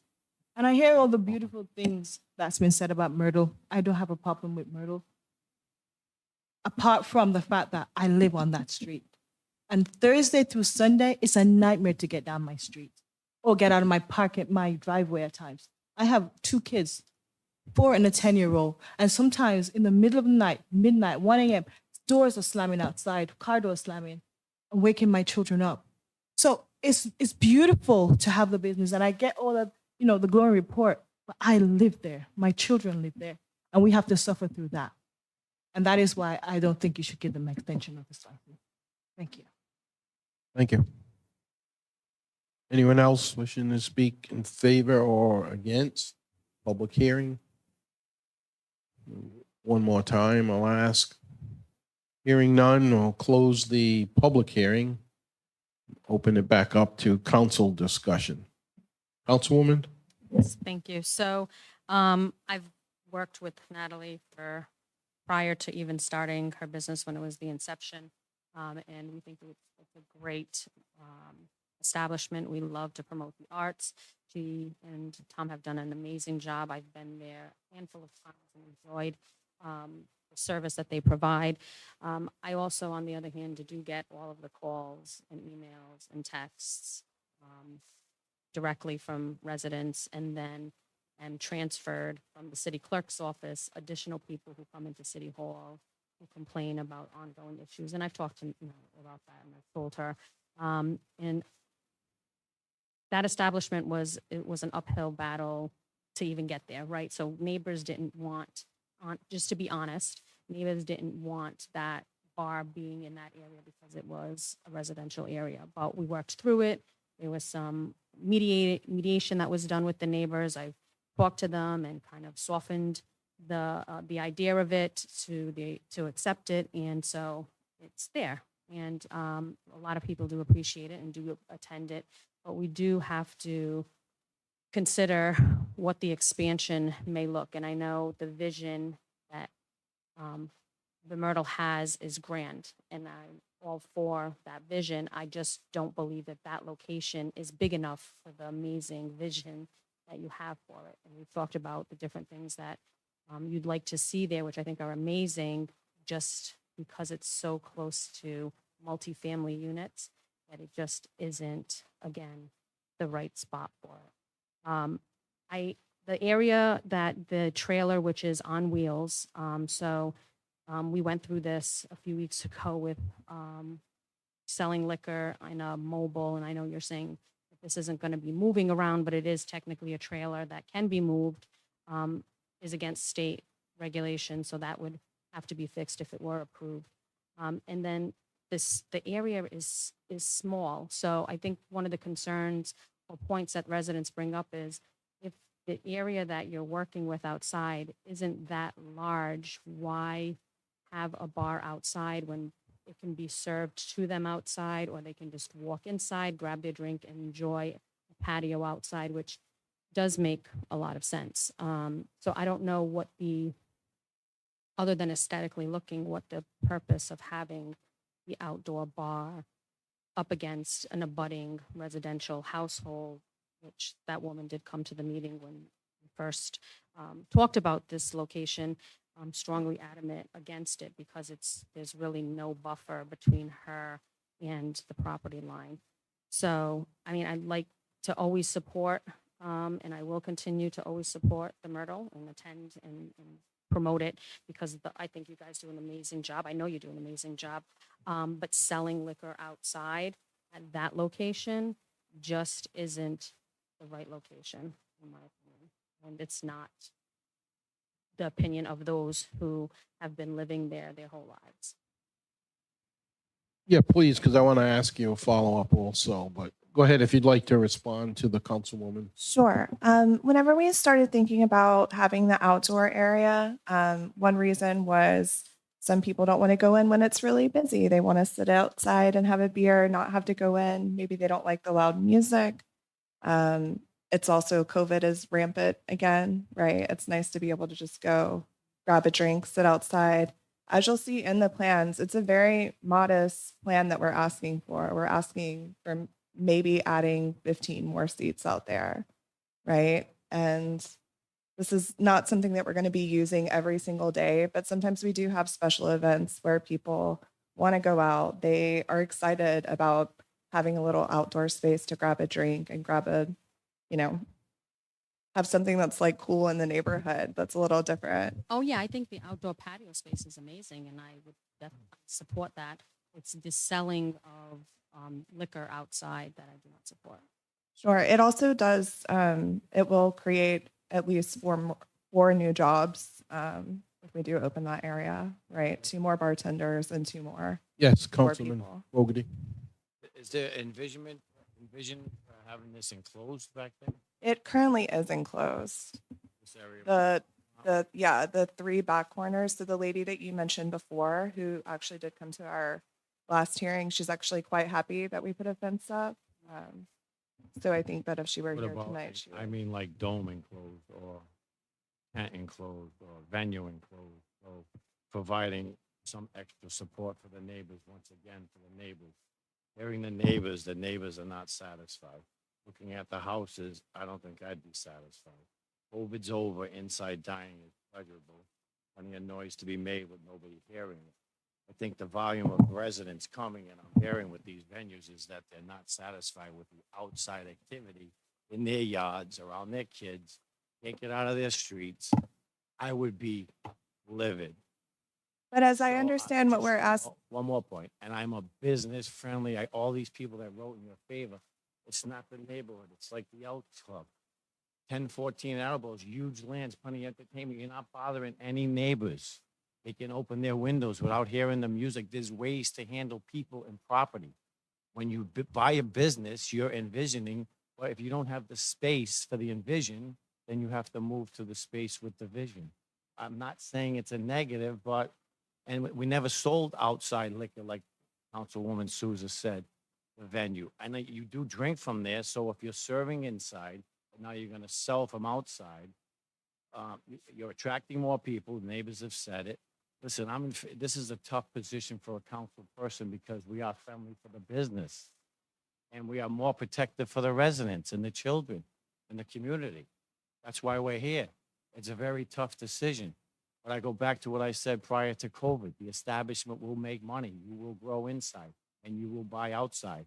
Or maybe enclose a dome, work with the residents that have a problem with you every day if it takes it. I understand it's a tough job, but they're the ones that are here. And they have families, jobs, friends. They want to go home from their all-day job. These people are sitting here because they care about what we do.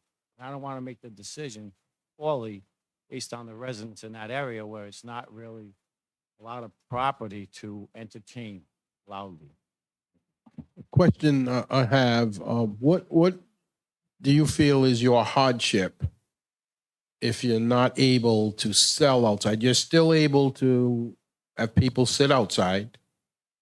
COVID aside, I mean, people can come in, get a drink pretty close to the door, get a drink and go outside. They can do everything that you're hoping to do outside, have a nice patio area, but they just can't buy outside. So where is there a big hardship? I know it would be a little nicer and you may be losing the opportunity to hire a couple more people, but other than that, you pretty much can have a nice setup with people sitting outside. So what are you losing in your mind? so we are mainly a cocktail bar, and all of our cocktails are served in like beautiful glasses, right? It's hard to bring cocktails outside into like a patio area. There's more danger of like breaking glass. Whenever we're selling outside, what we would be selling is in like plastic cups and like bottles that you can just throw away. That was one main concern whenever we were thinking about that area. That's a point. I have been at some places where they don't allow glass outside. It does have to be plastic or paper. But I don't see the business appreciably. I don't see you closing because you may not get this. I mean, you raised a few points. Councilman Lawson? So I'm voting for it because to me, there's no difference between buying it inside, outside. They're still going to hang outside and have the beverage. And I'm trying to understand what the difference. Well, what's wrong with having the bar outside if they can drink outside already? So not to belabor it, I'm going to vote for it, but I just And wanted to that's say. kind of my question too. to say Like, if what's the difference? Right, so what's wrong with having the bar out there? I hear what some people are saying. They're anticipating more people will come. You could have a good band and more. But right, yeah, no, I tend to agree. We also have people who don't enjoy every single band that we put on that would still like to come to the bar, right? So this is an opportunity for them to come, grab a drink outside and sit outside and not have to be bothered by, right, grabbing like a cocktail in a glass or in a And you talk about wanting to keep the music inside, or if you're constantly opening the door to go in and out for a drink, that's just more times the door's open for music to go out. So that's where I'm at. So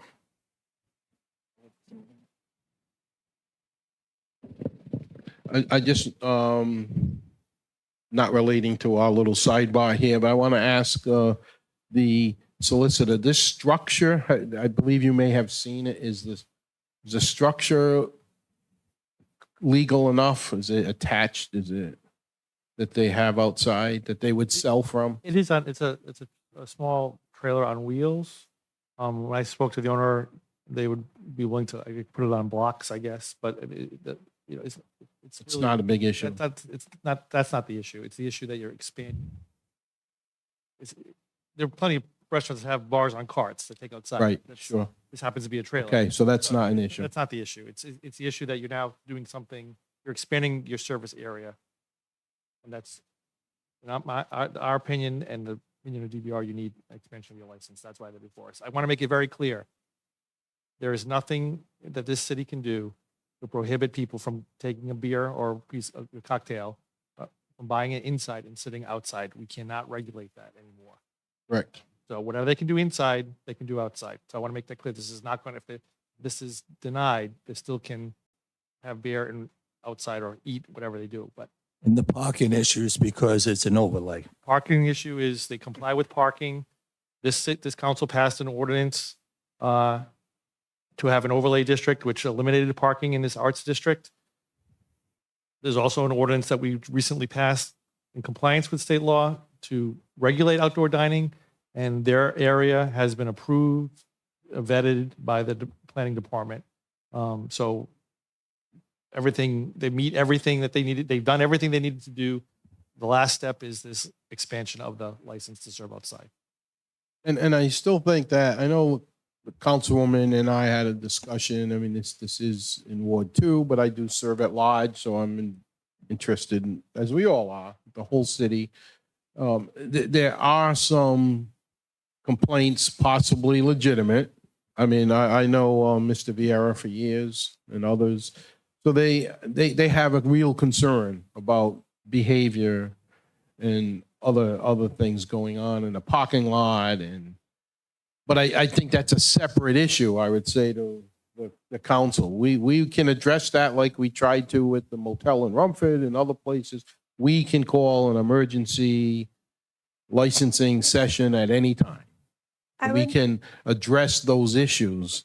But I would offer to allow one more person, I understand one person who would really like to speak, and I would allow just one person. I'd open up the public hearing.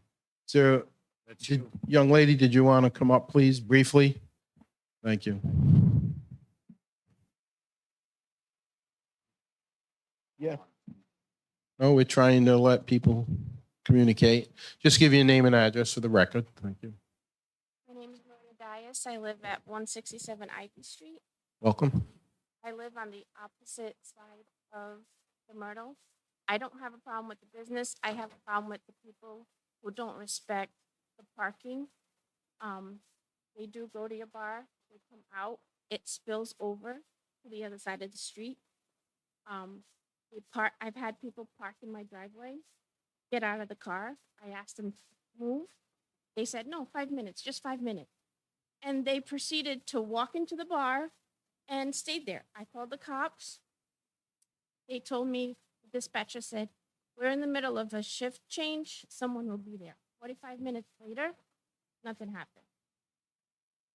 If they expand, there's going to be more people who are going to come. This problem is going to become bigger. When we want to leave Ivy Street to go on to Waterman Ave, if it's to turn right or left, we can't see because they're parked all the way to the corner of the street. You can't see if there's cars coming from the right or the left. There's so many accidents that have happened before the bar was even there. Now it's even worse. A lot of times they park in the corner and they block the driveway of my neighbor. They come to our side and they block my driveway. So we have a 2-car driveway. One of us can't get in because they're parked all the way to the curb. We can't turn. If my husband's parked already in the driveway, I can't park in the driveway because I can't turn into the driveway because there's a car right blocking where I enter. So it's not a problem with the business itself. It's the people, the extra people that it's going to bring, the extra parking that is going to have to take place. That's the problem I have. Okay, thank you. We'll close the public hearing portion again. So one more question. What do you anticipate? You anticipate a large increase in business by doing this? I mean, what is your advantage to do this outside of people not wanting to come in because maybe COVID concerns or? Well, I think that to be able to compete, especially in the summer, with people who are going to the beach or who want to sit outside at places like Hot Club, that's what people want in the summer, right? It's already slower for us in the summer. So this isn't going to hugely increase the amount of people coming there. It's just going to keep us stable throughout the times whenever people are wanting to go outside, right? And I'm happy to have conversations with anyone here tonight. I've never personally spoken to any of them. Like I said, anytime there's a parking concern, we've stopped multiple shows to say, go get your car, you're going to get towed. We walked around the entire room when it's full in there saying, is this your car? Is this your car? We do everything we can to help our neighbors. As an owner, are you on site often? I'm there pretty much all the time, at least 12 hours a day. That's pretty often. Yeah. All right. Any other council comments? What's your feeling? I'll Just to get to the vote, I'll make a motion to approve, just so we can vote on it. motion to approve is submitted. Is there a second? Is there a second? Okay, so the motion will die for lack of a second. Why I am not going to support, unlike the other hearing situation, I'm not convinced yet that you're going to have a major hardship, that you can still have outside whatever you're doing inside. You can still do that. There is so little parking there. The streets are jammed. I've been to 3 or 4 events there. I know I parked, seemed like miles away, and I do it, I understand. So maybe, if you can work out something else with the neighbors and parking and, but at this point, I don't see you losing. We are, right? Business. We've already purchased this based on plans that we thought were approved and we're going to be okay, right? So we already have the trailer, which means that I'm either going to have to sell that. That money's been spent, right? All of the work that we've done has been spent.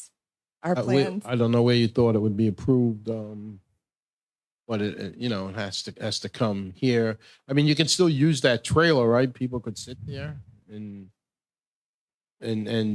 take a sandwich or a pizza from Jeff's or have something to drink. You just can't sell from it.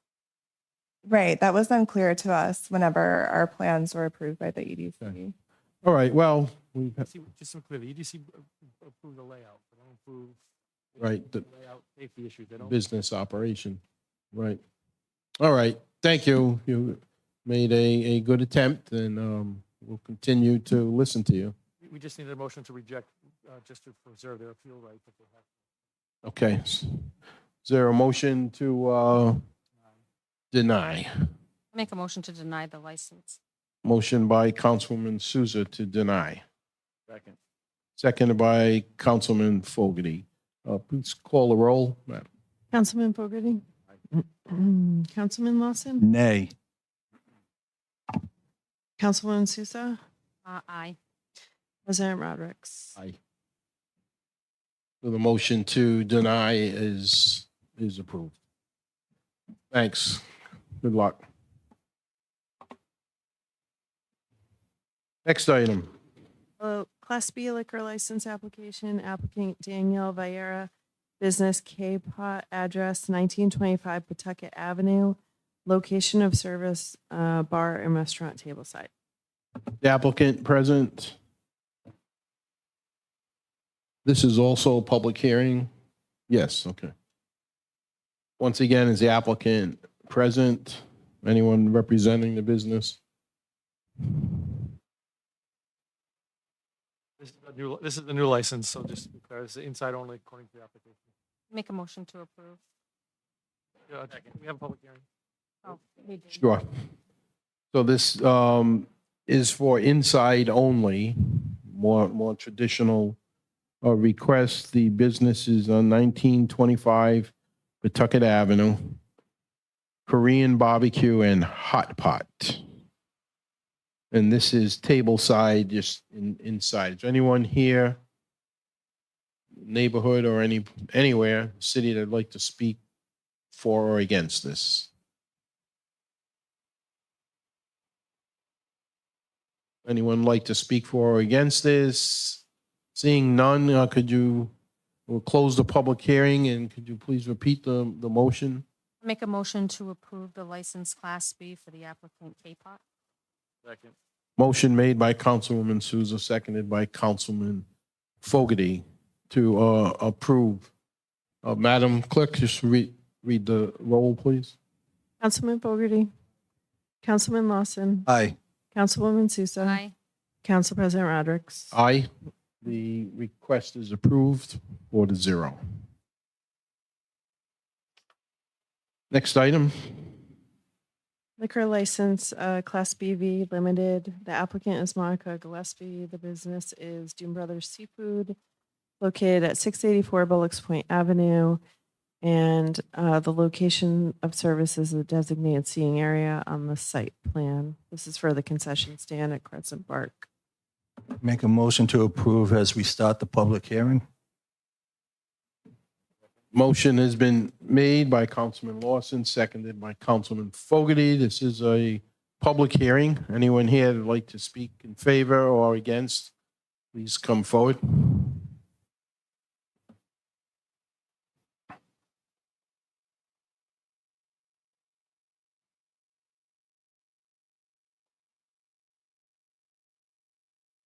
Council President, the applicant contacted me today and they were having a personal issue and they weren't sure if they were going to be able to make the hearing tonight.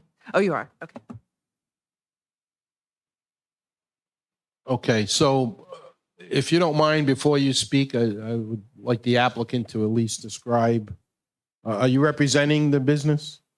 Okay, okay. Just give your name and address for the record. And Hi, my name's Monica Gillespie. I live at 6 Grimshaw Place, Warwick. welcome. So please describe briefly your request. Yeah, so we are taking over what used to be the Blount Clam Shack and the Loose Carousel property. It's an outdoor space, large parking lot on the non-bay side of the street. We're basically hoping to replicate what we have going for Providence. It's picnic tables only, maybe a few Adirondack chairs. I think we checked the box for under 50, just because I can't imagine more than 8 picnic tables out there with maximum 6 people each, so it's about 48. At the shack, we only do beer and wine. Our hours cut off at 7. At our current location, we've never ever had an issue with rowdiness or people being overserved. Honestly, the majority of what we do is food service, not alcohol sales, but people do like, a nice local natural wine. We're hoping to feature Portuguese wines, maybe some craft beers. We want to have our events coincide with what's going on at the carousel, maybe some mulled wine in the autumn. Our hours currently are slated to be noon to 8 p.m. Thursday through Sunday. So again, these wouldn't be crazy, raucous, bar close hours, people wandering out in the streets late at night. And we would have a contained area, because I think that's the law. People wouldn't be able to just wander off. So that's the idea. Welcome to feedback. And this is a little off the topic, but how far along are you with the building and the actual clam shack? We got equipment in today.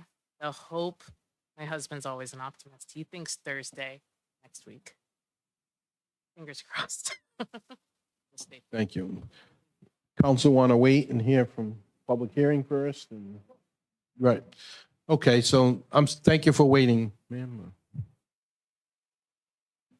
Susan Levitt, 147 Riverside Drive. This is the first, we came to this meeting for You see this down here, well, like, there's a carousel there that primarily attracts children. So the main purpose of that area is for children's activity. You know, you've already designated no parking along that area because of the danger to children crossing the street. That's what we were told at the last meeting. So now you're going to introduce liquor to an area where there are children playing and cars. This doesn't make sense. The Clam Shack was there for a long time, not serving any liquor. It did very well. We all loved it. We have missed it because of COVID, and they never came back. We'd love a Clam Shack back there. You don't need the liquor along with it. You know, it's gonna, they're gonna end up driving down onto the terrace, you know, oh, let's go look around, you know, after a few beers. We don't need this. Not the right area for it. It's a residential area primarily that happens to have the carousel in it. And the carousel is mainly for children. Alcohol doesn't belong there. Thank you. Anyone else?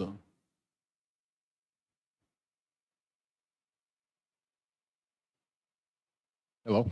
Michael Akui, 1169 Bullocks Point Avenue on the terrace. I'm not opposed to liquor license. I like the idea of restricting the time element. I think 7 o'clock is better than 8 o'clock. But I also agree with Sue that the later in the day that you serve the liquor and cut it out shorter is probably best in relationship to the use of the entire area. So if there is some limitation on the time period, I think that would be very, very helpful. Thank you. Thank you. The time period now is 12 to 8, did I hear? 12 to 8 p.m., okay. So to be clear, folks, I don't know if the word designated area got through. So it's not like you're going to be able to buy a beer and walk around, go to the carousel, go down to the band shell. You can only be in that area, which is going to be right near the carousel, which is away from, near the Clam Shack. So I absolutely get the thought of people getting drunk at a Clam Shack and driving around, but I just, because it's going to be in that designated area, I'm not worried about it affecting kids that are in the carousel, which is on the other side of the park. But It's right next to it. the carousel's here, the Clam Shack's going to be here. Okay, hang on, everyone. Next speaker, if you want to give your name and address for the record. Sure. Adele Childress, 74 Riverside Drive. I'd like some clarification, though. They said only beer and wine, but the Class B limited, in my understanding, includes more than beer and wine. It's spirits. That is true. We license can sell spirits as well. So which one's just beer and wine? Yale.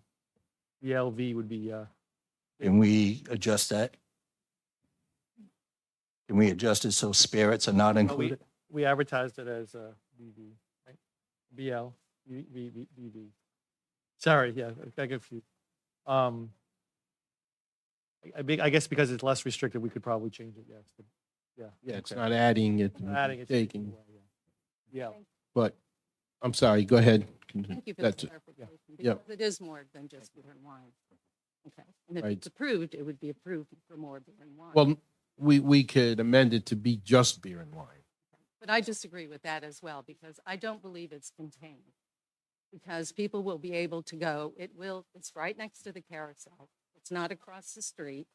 It's right next to where the kids are going to be I've seen it. They're all over there. They're enjoying themselves. And then people are going to be drinking unlimited, uncontained. And I would strongly encourage you to disapprove it. Thank you. Thanks. Excuse me, too. Yes, Councilman. Mr. Lawson, did you just say they were contained in a contained area for drinking and having their meal? So, yeah. Legally, you would have to. Buy a beer and then walk to the carousel and go down to the band shell. So the state regulations require us to designate an area where there's not only the applicant, but the city can actually designate an area as well. So I think part of the application that they submitted has a designated area where they rope it off. So of course, we would have to enforce that, but it's also up to the owner or the license holder to enforce it as well. To the extent that it got out of hand, as we indicated, that's an enforcement issue that this council can then reconsider if there are complaints or whatnot, and we're getting out of hand. But yes, there is a designated area, and you can limit the number of seating that is there. So one last thing I want to say, again, our carrier would require, however, a proof of a liability insurance, liquor liability insurance, and we would ask that the city be named as an additional insured on that policy. So if we're going to go in that route, we need to make sure that's part of the motion to approve. Or Anyone else who hasn't? Sure. Lady involved with the concern. Are you concerned that they're gonna get drunk at the clam shack and drive down to the terrace? But they're gonna sit in a designated area and have a lunch or a sandwich, and it's just like being at Fenway Park and having liquor at the Fenway or I got 8 season tickets to the Patriots. This You isn't got the children there. Fenway, this is the carousel. Excuse me, I was still talking. Are you offended that they're in a clam shack area around a kid-friendly environment, having a beer or wine entertainment with their children and participating in a wonderful business? And they're not going to entertain going down to the terrace with a cup of beer out of a fenced area with their children running around the terrace, in my opinion. And also, I think it would definitely grow for the carousel's welcome. Thank you. Where is there a fenced area they're going to be within? I was going to ask, could you come back to the podium, please? Sure.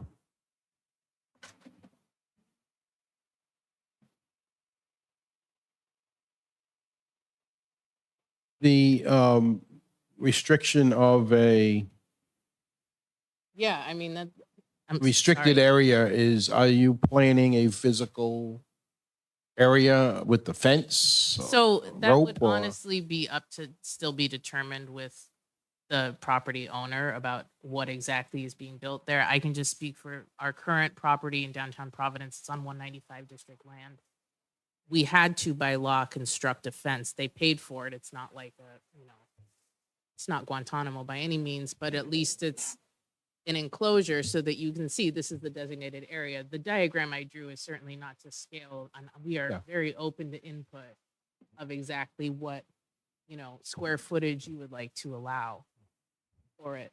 But yeah, I don't know. We do events at Narragansett Brewery. There's like 1,000 kids running around. I personally wouldn't enjoy myself with my 1-month-old. It's a pretty common thing, and people seem to behave themselves. Well, if I could just, I don't mean to cut you off, but if you're only looking, and those are your words, for just the beer and wine. Absolutely. Wouldn't it just be better for us to then re-advertise for the appropriate license since it wasn't, or it doesn't matter? It's because it's less restrictive. We're Make okay. the motion. Yeah. Change it. You're not adding, you're taking away. So, Wanted to clarify that. Thank you. and I just to clarify, I don't know where this is. Has this been submitted to planning yet, Dominic? Do we have this yet? So they have planning will review the area, the safety issues, and they would make the determination as to the fencing that was required. We're the landlord, as you know, so we'd make that determination. So we do have to have a fenced in area. There's no question about that. Same- When I say a fence, we have to have a contained area. Ask you the same question I asked the another petitioner. Do you see this as a hardship if you're not able to sell beer and wine? I know that Blount did not have beer and wine and seemed to go well. Everyone wants a clam shack. They didn't want to come back. They felt the building was too small. They didn't like it. You guys are great about, we can make this work. Yeah, I mean, with full transparency, we just sunk like $40,000 into this, and yes, absolutely, alcohol sales make a huge difference. You have a much greater markup, profit margin. Any of you who've eaten at Doom Brothers, we're not making a ton of money on our food because we serve really quality fresh seafood. So a lobster roll should probably cost $50, but we charge $33 because otherwise no one would get it, and we want people to be able to eat our food. Where you do make a higher profit margin, and I really do feel for the Myrtle people that presented earlier now, because I can totally understand the neighbors not wanting that, but it's like, it's a business trying to improve their business and their profit and be successful versus the neighbors that don't want it. Through the chair. Councilman. The difference is your location is a lot wide open. Yeah, we're not surrounded by multifamily. You don't have 4 houses and people can't get out of their driveway. That's Yeah, the difference. exactly. But all that is to say, yes, absolutely, it is what makes or breaks a restaurant survive. Mr. Solicitor, if this were granted, it could be revoked if there were problems. I mean, if there are, For cause, yes. of course, if there are clam cake throwing drunks heading to the terrace, we could have a hearing, show cause. Would love to participate in a hearing like that, yes. Yeah, the other thing is that you can also, I think, Madam Works eliminating the serving time, so they can cut the time, the cutoff time for which they can serve it. So, Yeah, we're receptive to feedback. yeah. Okay. All right, maybe motion. Second it, and Uh, I'm welcoming you. could- This is not a hardship for you. Could I- This is just dealing with the public. Could you rescind the motions, make them with restrictions? The 12 to 7 Well, maybe? Or you want to keep it? The insurance, sir, the Councilman, the insurance. Insurance, That the city be named additional insured on their policy. That's a requirement of our carrier, he doesn't want to change the time. subject to them providing us with the appropriate insurance, which would name Yeah. the city as insured.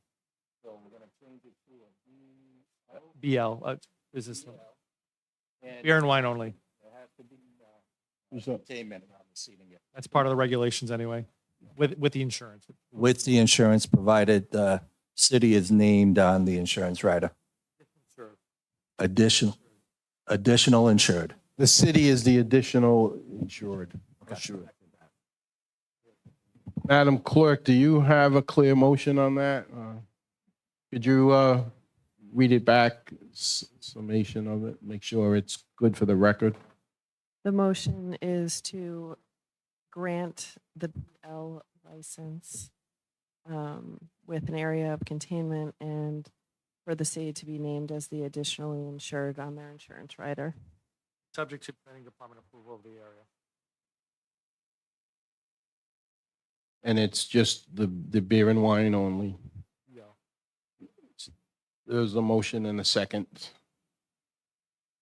Yes. Well, ma'am, I had a public hearing. We closed it. I reopened it. Do you want to add something else? Go ahead. This is the third portion of the public hearings, but I'm fine. Go ahead. So the carousel closes at 6 o'clock. Why not let them serve it then from 6 to 8? You need alcohol in the afternoon there? No, you have kids. You have a lot of kids there.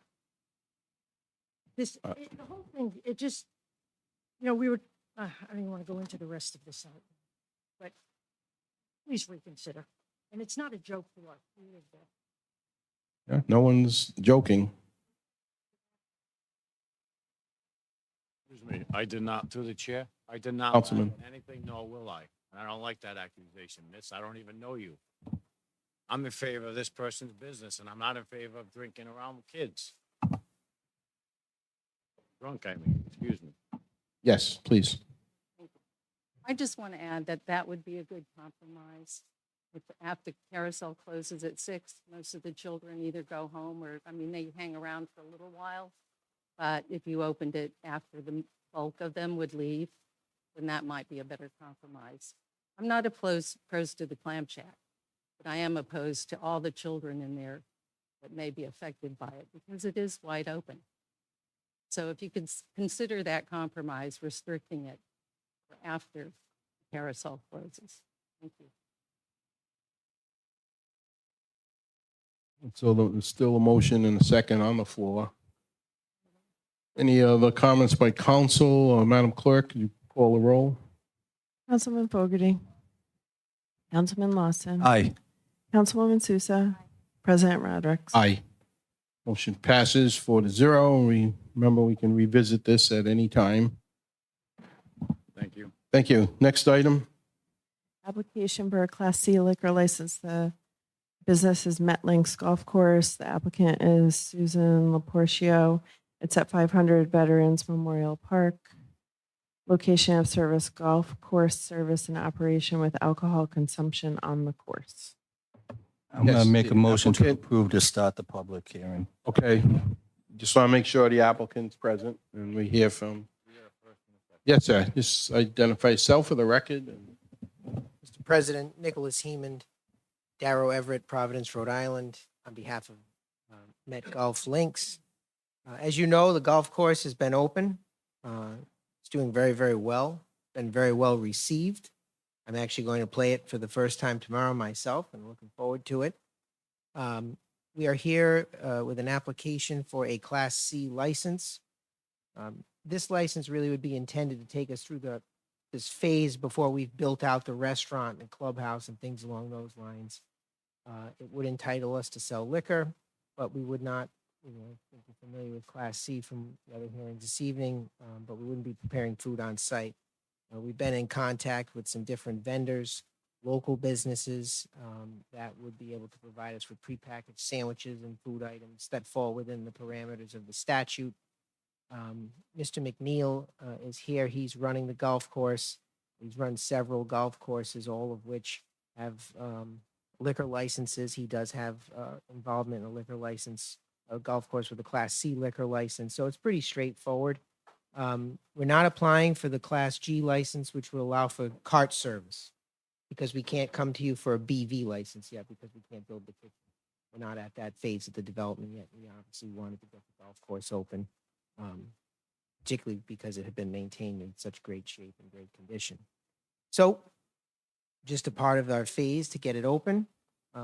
We have 5 tip certified folks that'll be working for us. You can see from the diagram, the main service area will be from the starter shed. They'll be serving from a refrigerator there, similar to other small courses that might not have a full facility. Then we've also identified on the diagram 2 small outdoor bars on the golf course in the event that we're having an event or a busy day.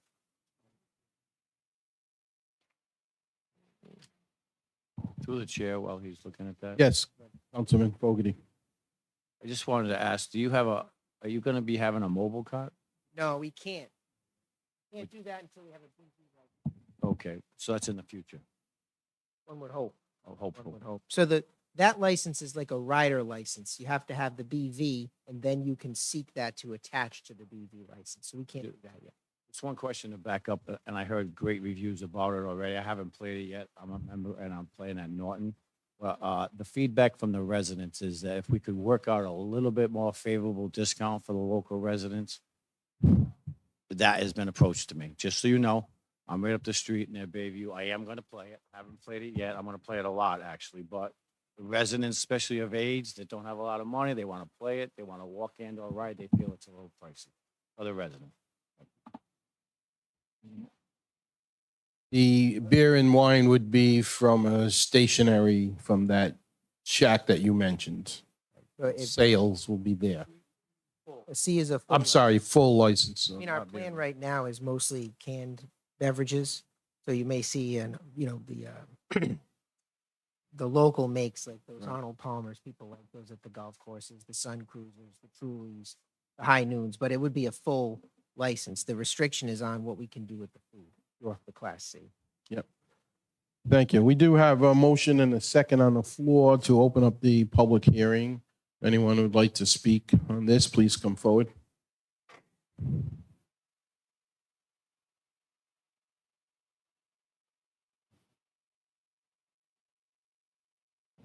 Good evening. My name is Deborah Perez. I live at 300 Fort Street. So I am. Welcome. Thank you. I am in back of the golf course. Diagonal to my house or my front steps is hole 5. And golfers have to hit from 4 to 5, which used to be called the gully. Red Metacomet Golf Course was there. My house was bombarded with golf balls. They also served liquor in the cart, which I know that that's not what we're applying for right now. But the golfers would become obnoxious. They were intoxicated. They used vulgar language. I can't even tell you how many F-bombs there were. My front door was damaged. I had a window that was broken. Currently, since the golf was opened, that same day, 2 golf balls hit my house.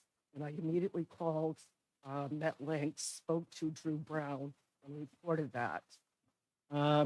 Since then, I've had numerous golf balls hit my house, my car, my vehicles. My neighbor to the right has had damage to his car.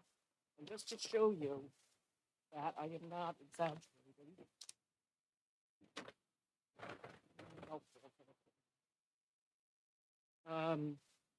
My fear is that if you're serving intoxicated beverages, it's only going to get worse. And the language is going to get worse. I understand that there's competitiveness on the golf course, but I have a 3.5-year-old granddaughter. My neighbor has 2 boys, little boys. To the left of me, there's another little girl. And to not be able to go into the front yard, do my garden, or sit on my steps because people are throwing the F-bombs or being afraid to get hit by a golf ball is not fair. I have lived, my mother bought that house when I was 12 years old. I bought the house from her in 2000. And so a cumulative years of 47 years of being at 300 Fourth Street. I've had experience with the golfers for many, many years. As I said, I've been here for 47 years. It was an incident where, and I called and spoke to the manager. His name is Luke. He was very, very empathetic as to what had just happened. There was a person that was parked in front of my house. Fort Street is very narrow, so it's like almost on top. And he had been out there for quite a while. And so I went out there and asked him, is there anything I can help you with? What's going on? And he asked if I had seen a golf club. He was looking for his golf club. And he told me that he got mad and threw his golf club and it went over to Fort Street. But thank God there was greenery on one part of the wire fence and it must have been stuck in there. I mean, so Luke apologized, said it was unacceptable behavior, but how is Met Links going to monitor these golfers and their behaviors? And that's a concern. I've already, spoken to Luke. I know that Met Links is working on some kind of a plan. There needs to be a net,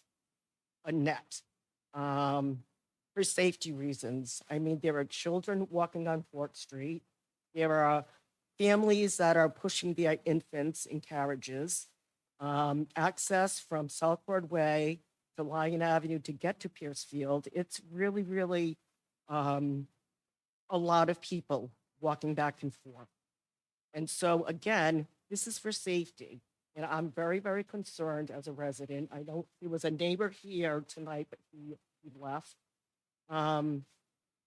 Again, it's people who are intoxicated hitting golf balls. And that's a concern. Again, it's unsafe. I read an article in Projo today about Rhode Island public golf courses. And it was very interesting. This was more about efficiency. And it talked about how there was, in Rhode Island, there's no one monitoring out on the golf course. And I didn't even know that that existed. And then I talked about a ranger. And so I asked Met Links, what is your safety plan? How are you going to monitor the alcohol intake? I mean, are the golfers going to be allowed to put liquor in their carts and drive? Is it going to be just a designated area, as I've heard from, the other applicants? You're talking about, again, people hitting golf balls that are intoxicated or could be intoxicated.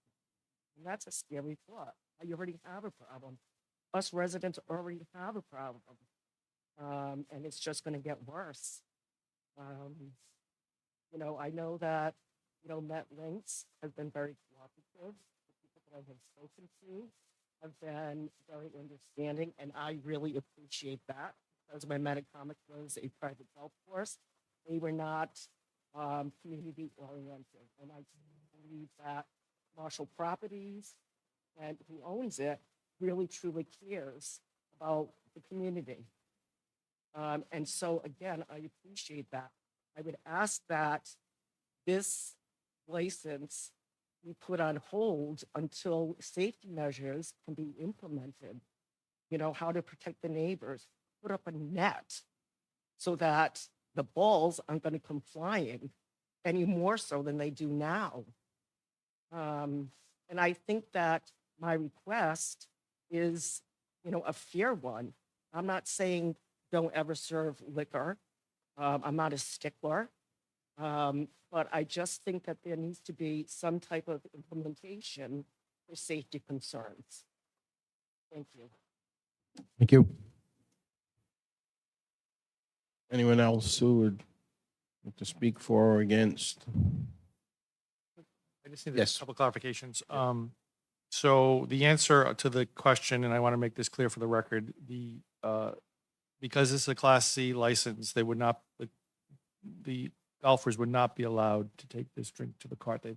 Class C requires that it be served on the premises. So is that the understanding that we have? So the licensed premises is the boundaries of the golf course. I think that's a little expansive view of that statute. So my opinion is that Class C license specifically mentions a premises. So you've got to designate an area, much like we just designated an area.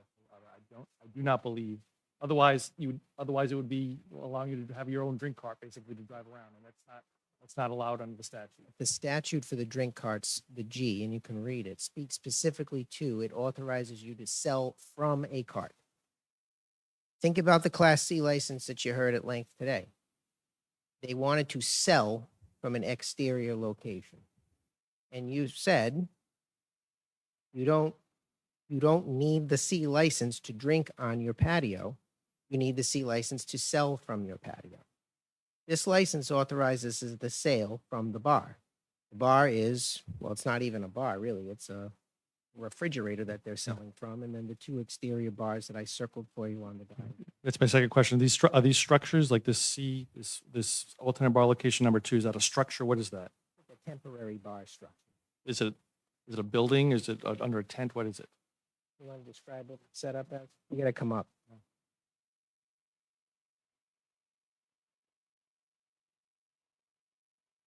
Robert McNeil, Northeast Golf Company, 118 Beauchamp Drive in Saundertown, Rhode Island. The two locations, one is under a tent structure that you see to the right of the clubhouse, and the other is an existing small area. The building. It's an open area. But it's a permanent It's a structure. So yeah. It's a structure. Where's that? Could you just mark that on? Which one is a permanent structure? Okay.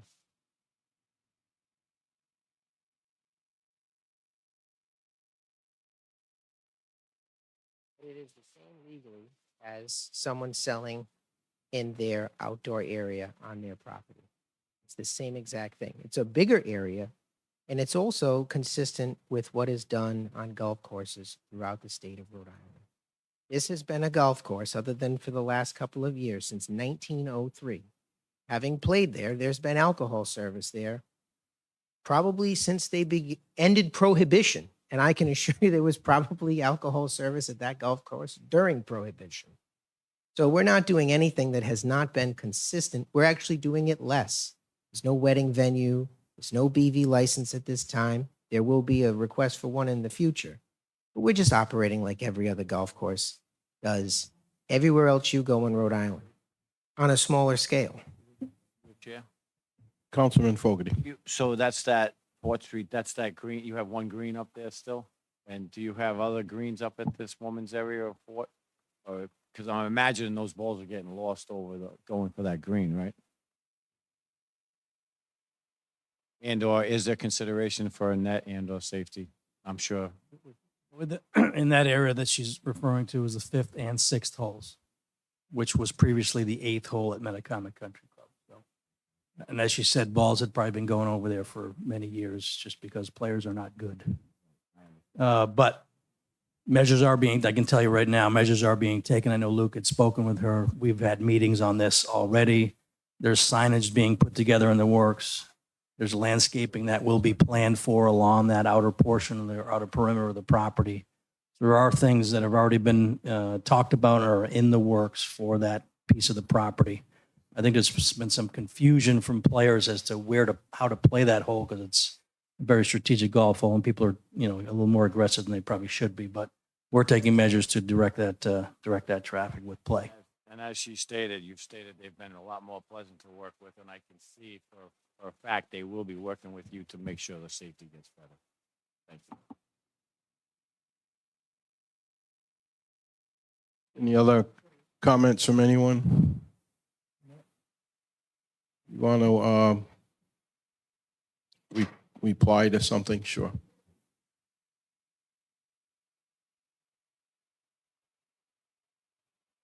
Listen to this gentleman here. Yes, the golf course has been there since 1906.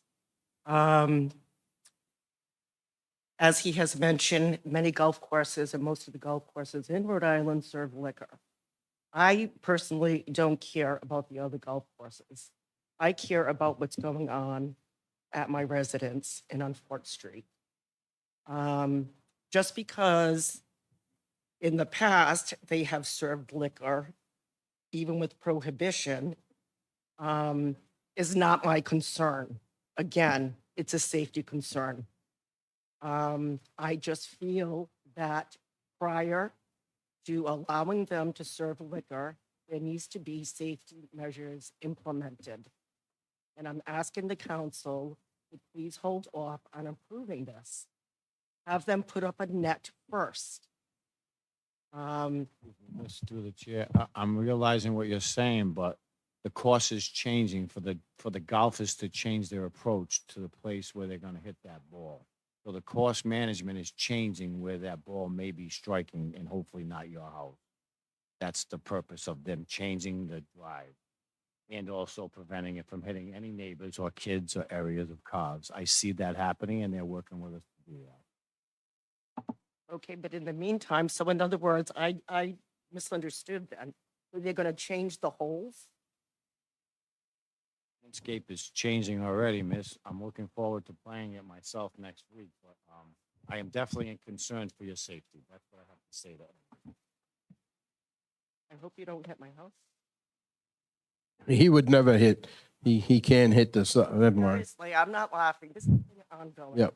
As I said, I've been there. What I would add is, again, I don't see that it's almost a couple of issues again here. If you have an issue with safety, I don't think the liquor license is really going to make it worse. They're intoxicated, yes. Well, that's assuming that every golfer is going to be intoxicated. I don't know that. I don't golf. You golf. Do golfers walk around intoxicated? I don't know. I golf and I don't drink. I've never heard that. There's a lot of I'm foursomes just that sharing do my have experience. I have to live there. There are a lot of foursomes and or golfers that do have a alcoholic beverage as an appetizer to welcome the body to swing the club. But I don't think there's many golfers out there that take advantage of the alcohol because they want to perform the sport to the best of their ability. You can't perform a golf sport being drunk. 90% of the golfers compete for money, including me. I don't want to lose money being drunk. But my point is, there's only a few that hit it.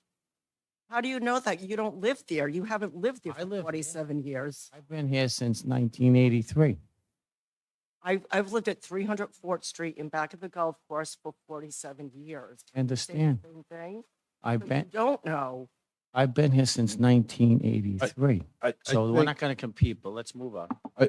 East Providence has had 3 of the state's major country clubs, golf courses. Moisset, Metacomet, Agawam, 3 of the best in the state. Yes. And I'm just saying, what's that? And Silver Spring is there as well.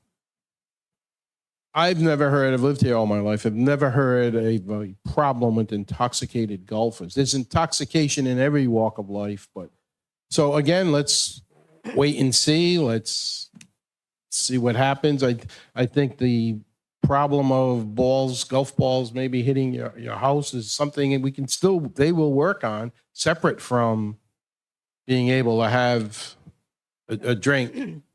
If it turns out that there is a great number of intoxicated golfers, that's something we'd have to address. I can't assume that tonight. Well, that's my concern, is that who's going to be monitoring these golfers? Oh, I would think you and the neighbors. The gentleman just said that the golf course there doesn't have to be a designated area. So my understanding is that they can be served from that one location, but then they could actually take. Well, that's the one question left that, With all due respect to Mr. Heeman, I disagree with him on that. And my recommendation would be that you restrict it to that service in that area, that they designate here, this areas they're going to serve. They have a right to appeal to the Department of Business Regulation, but I believe that the Class C license requires you to have service at a designated area. I think it's no longer 18 holes, that the golfers could probably get by. You know, they have a drink from the place and then they go golf, and I don't know, it seems like. I got, Is saying, but the Yeah. solicitor is saying that it has to be a designated area. Okay, I'm going to close the public hearing. We get your point. points. Golf course, people are gonna, the whole golf course is the area, in my opinion. Yeah. Thank you. I need to close the public hearing and let you can come back, please. So again, there is no such restriction in the Class C. There's no restriction in the Class B. That's why the golf course license is not a license that says, in order for you to drink a beer in a golf cart, you need to have a G license. The G license is about how are you selling it? You just did the same thing. You told the Myrtle, you can't sell it outside, but you can drink it outside. It's the same thing. It's the same application of the law. There is no basis for such a restriction. So, I mean, if you put it on, we will appeal it, but that's an uneven application of the law. And there's no justification for it. There's no reason for it. For the idea would be similar to the BV. How could anyone on a golf course drink a beer from a golf cart? It's the same thing. For 100 years. Oh, they shouldn't say that. They had a different license. They had a different club license. That's the difference. But again, It's the same thing. I believe that the It's an word uneven premises. application of the law.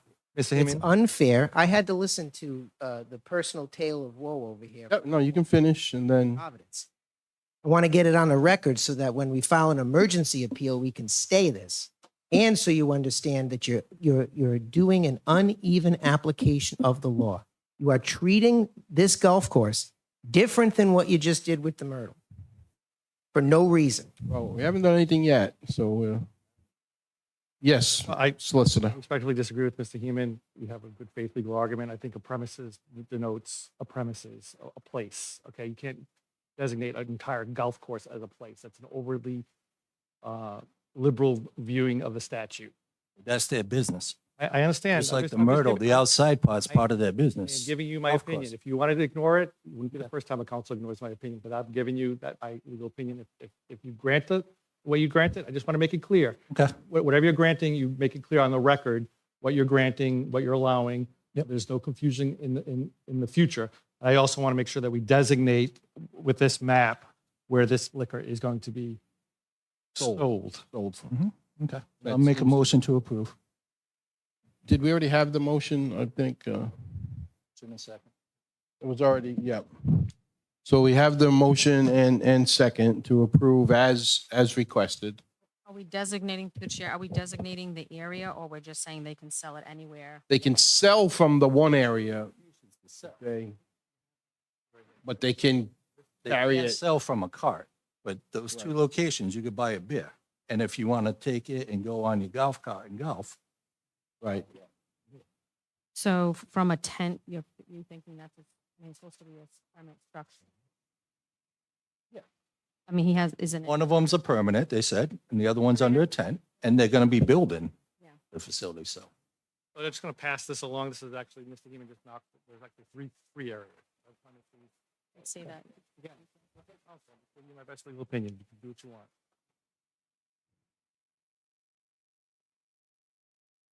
These 3 areas are where sales would take place? Okay. The idea is the trailer, which I think I marked as 1, that's the main shack. That's where people come in, they pay for their golf round, they buy their golf balls, their tees, they get their scorecard, they get a drink, they go. The number 2 is off the tent. If there's events, if people are in the tent, they would be able to purchase from there. And again, it's not unregulated. It's from a TIPS certified bartender, controlled in the same fashion as any other place that's required to sell liquor. And then the third would be the bar down in the lower corner where we circled it and marked that 3. That would be, nice days. It's more of a cart, the bar that's out there that someone would get and put in their cart. But that, are all of these currently on the property? I believe they're there. And as Mr. McNeil testified, that bar number 3 is a permanent structure, and then the other one is within the tent.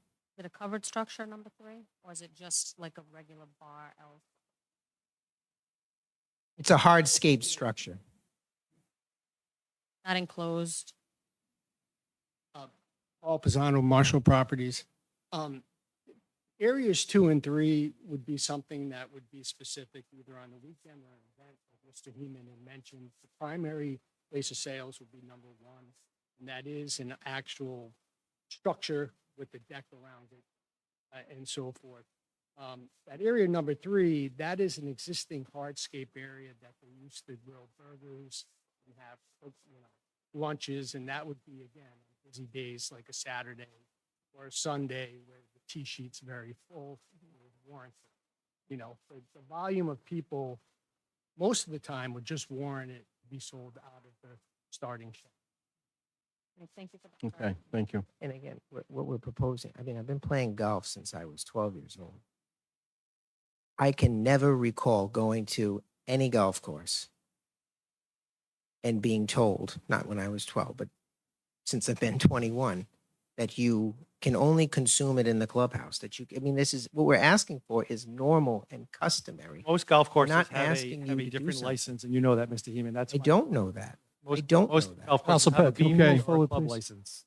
Thank you. We will call a vote. Madam Clerk, please call the roll. Councilman Fogarty? Aye. Councilman Lawson? Aye. Councilwoman Suso? I'm going to heed on the caution of our solicitor due to the licensing that the applicant has as a golf license, not a golf club house license, which permits that specific usage. But I look forward to it in the past, in the future. Nay. Thank you. President Roderick? Aye. Motion carries 3-1. Thank you. Thank you. Next item, please.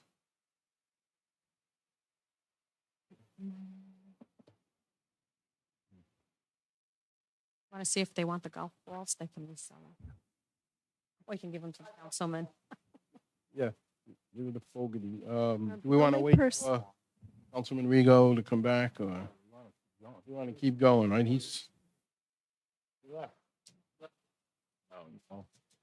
Could the sergeant see if Councilman Rigo is still eating pizza?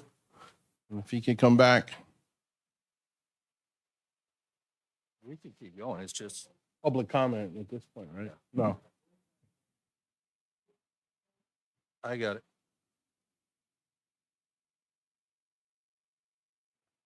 What's next on the agenda, public comment? There's one person left for a public. I don't know if Linda McEntee is here to speak. Yes, she is here. We can probably start without.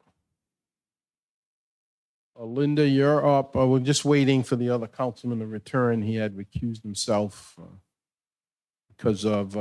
Linda, were you just gonna talk about the building? Okay.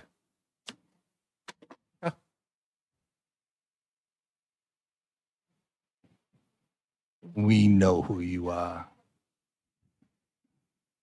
So we can go on. Was he out there? Yeah. Okay, let's So there's no public comment. let's continue. What do you mean there's no? Chief, he's gonna wait. Oh, okay. So you're not going to speak at this point. Okay. And there's no other name on there? Okay, next item, please. Request for update on contamination testing on material pulled from Canton Heights and placed in Riverside. Discuss, Councilman Lawson.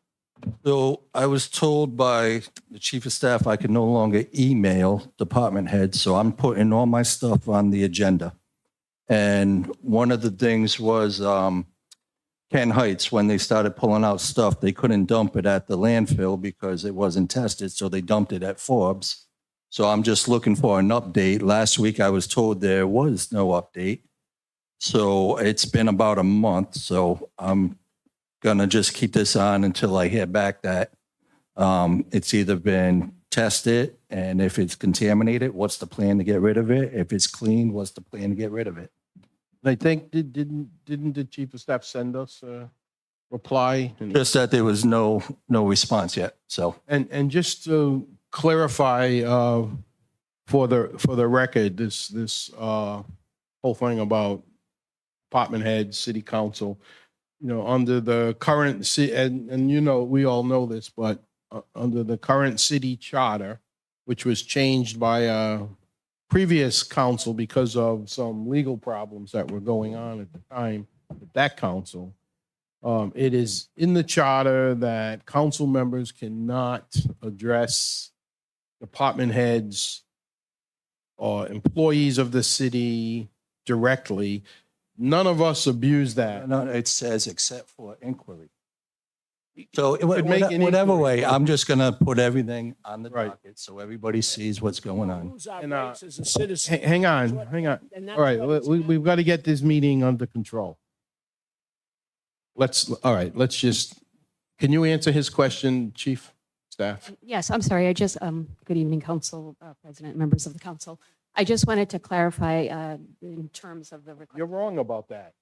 I'm going to call a recess in a minute, and we're going to go in executive session, and we're going to act professionally. Please continue. So just to answer the earlier question that was brought up in terms of the item number 1. So the request was made through email. I did respond. The request was made to our department head as well as myself on 2 different occasions. The response was provided that the soil had been sent out to be tested. And we did make an inquiry, and the company hasn't come back with the results yet. And that was my response in email. So it's not that we didn't provide a response. No, that I know. I We did did say, provide a response. no, you did say that. That was last week. This is another week.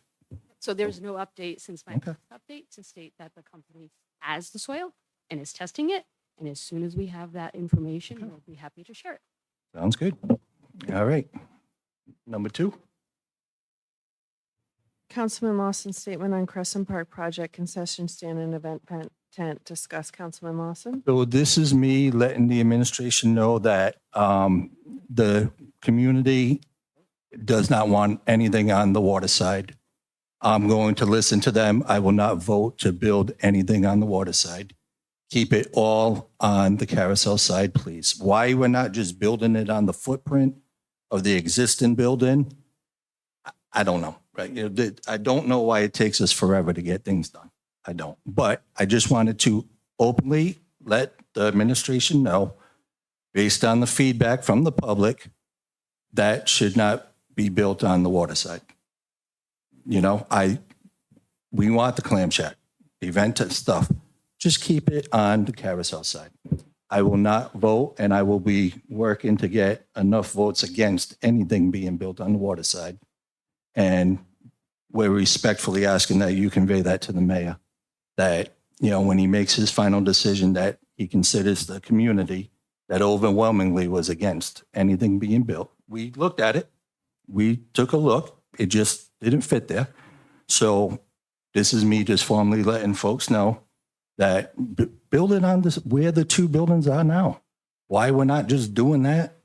I understand you want to see about putting bathrooms for a beach, but based on the community feedback, everything I've been hearing, I cannot vote for anything on the water side. So I'm conveying that to the administration. And I would add that, I'm also not in favor of adding anything major on the water side. That's not what, and Councilman Lawson and I walked the area with the mayor. We thought it was going to be down by the band shell. We didn't know it was going to be up in the woods. So there's plenty of room now with what Dunes Brothers, is that the right name? They're willing to do what they can. That's why I earlier tonight wanted to help them with some beer and wine in that restricted area, because they're not here for charity. They're here to make some money. And I don't think they're going to make that much, but we want this refreshment stand. It's more than just clam shack, more than just clam cakes. What I thought we needed on the water side, because of the concerts and the crowds that are there, is possibly some kind of small restroom, better than just a porta-john, which people don't like anymore. And so we had talked about that. So I think there's enough room on the carousel side to do all the things we want to do. I don't think that even the legal beach, now I lived there for, not now, but as I've joked before, I've been thrown out of the terrace, but I was there over 21 years abutting this whole thing.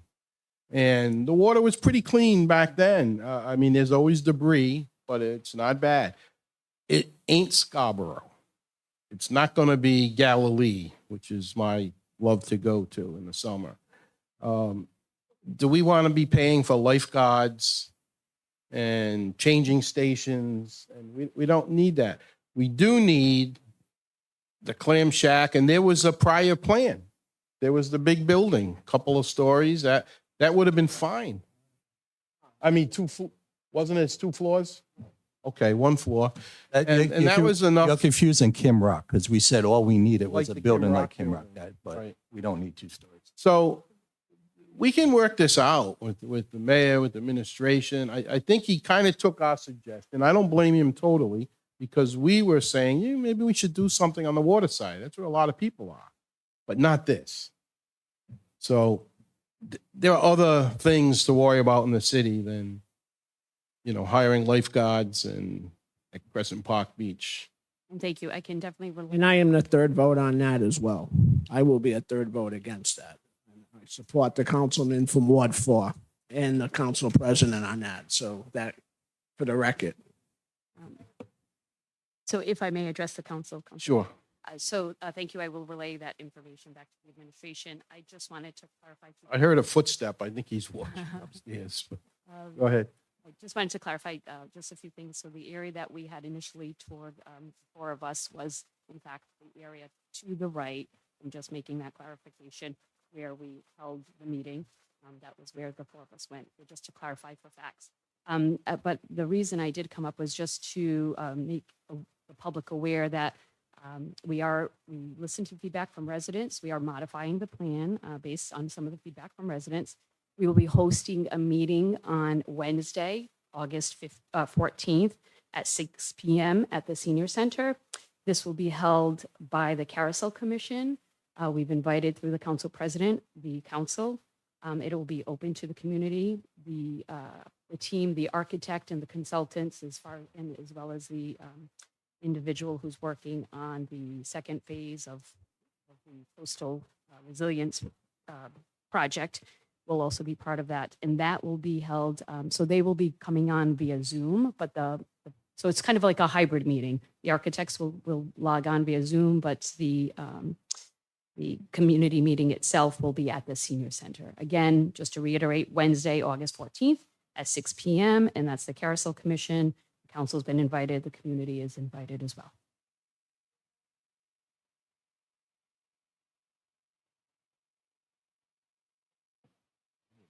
I have no idea. This is the first I'm hearing of a meeting. We can't, at this point, legally, this is not a public hearing, but I mean, basically, this was set up as a follow-up meeting with the neighborhood, with anybody in the city. So I think all questions are on the table at that meeting. It's kind of, I'm assuming, I haven't talked to the mayor directly about this. I think a while ago when he said, I'm going to revise and come back to the public. But I don't know what he's going, we'll see. If there's no objection, Ken. No. Yes, but we have to record it, so you. Yep, come on up.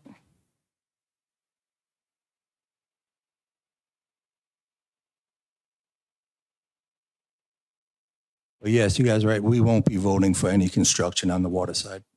There's- No. That meeting will have no vote either. It's just a, What is the point? Linda McEntee, 134 Terrace Avenue. What is the point of that meeting? You would have to. the point I understand is it's a revision of what the administration had previously proposed. They listened to people at that meeting. Now, I don't know what they're going to propose, but they're going to come back with the revised plan. Is this something that we have to organize to bring all the people to that meeting? I mean, people who are interested, I would go. No votes will be taken that night. It's not a council meeting. It's a workshop. It's a community meeting. There'll be no secret deals. Nothing's going to be done. There's not going to be any votes. Informational meeting. So Jim, you have this on tape, right? I don't get this. I mean, we could ask him not to have a meeting if that's. We haven't voted on anything. That's not a vote tonight. This is just. There's nothing for us to vote on. There's no legal. If we voted tonight, you would be very upset, and so would all the other people who weren't here to speak on it. This is just 2 or 3 of us giving We're just letting the administration know that we're not supporting. We were passing a message to the mayor through his chief of staff. That's all. That was no vote. Yes. Please. Absolutely. And Michael LaCouille, 1169 Bullocks Point Avenue. Since the meeting that was held at the park, there are a few residents that have sent mail, made points, very legitimate points. Needless to say that we were concerned about the way the information about the development of the park was being presented. I personally asked the question whether or not how far along this process was. And the mayor said very far along. And he then said that the city council voted to approve. What he said. Am I correct? And then I said, was there a budget or a pro forma done? Because this whole thing was about supporting the carousel. And the answer was no. And I said, how could the city council vote yes when none of that was presented? So I find it odd that that was made publicly to residents, no matter where they're from. I happen to have lived on the terrace. I was born on the terrace, 1958. And there all my life. Great place to live. I can throw a clam cake pretty far. The point being is that I find it just odd that it was presented in the way that it was presented. And that's honestly just foolishness to think that residents are going to just allow that to be blown over, right? Because we're not. Myself and 2 other attorneys, I'm a member of the bar since 1987. Been doing research on this for the past several weeks. There's a lot of law here that I'm not clear whether or not you as a council have gone through, with all due respect. I'm not aware that starting in 1982 and the legal cases about this property have been analyzed properly enough to understand whether or not something can or can't be built on that land. I've been doing it for 3 weeks, and you know what? I got it right here. I'm reluctant to recite it to you. You know why? Because there are documents that are missing. 2 attorneys came here today to find the document that will state what exactly can be built on the west side of Bullocks Point Avenue. It's not here. We were told it's not here. We're going to get it because we're going to go to Superior Court to get it. The 1996 consent agreement. Okay? It was, what was vacated was 1982. Let him reply. So I am aware of, I think Councilman Lawson reached out to me. We did provide you with those documents that we had in our legal files. If there's something else that, I didn't see any documents that were missing, I'm but happy please share to- it with me, but yes. I will have. We did have a title search done on this property and it came back clear. So I just want to state that for the record because because the law department was asked, we got the documents, we gave them to you. I guess you must have shared them, which is fine. It's all public documents. We will get the document. No, I don't care. It doesn't make a difference if you did or not. Oh, Okay. I didn't make an accusation. I said they're public documents, I said. Consent judgment, They're public documents. consent judgment was vacated, If there was. but it was vacated because of a settlement memorandum that was done in 1996. Which we also have. We would like to see that. You've got it. So We would like to see that. whether or not they can build, they don't have the votes to build. Understood. So But the second issue, the reason why they wanted to go to the west side, because of issues associated with sight lines in the Historical Society limitations. We called the Historical Society. If these are opera funds, they have no jurisdiction. They can't say boo. We were told that by the executive director yesterday. I have an email here. So the idea that we had to go to the west side because of Historical Society issues is baloney. yeah, I didn't understand that one either. Okay, but I can tell you, and I'm happy to share, and I'd love to see that 1996 settlement agreement. Come to our office tomorrow. We'll be happy to give it to you. We have a copy. Awesome, we've been searching.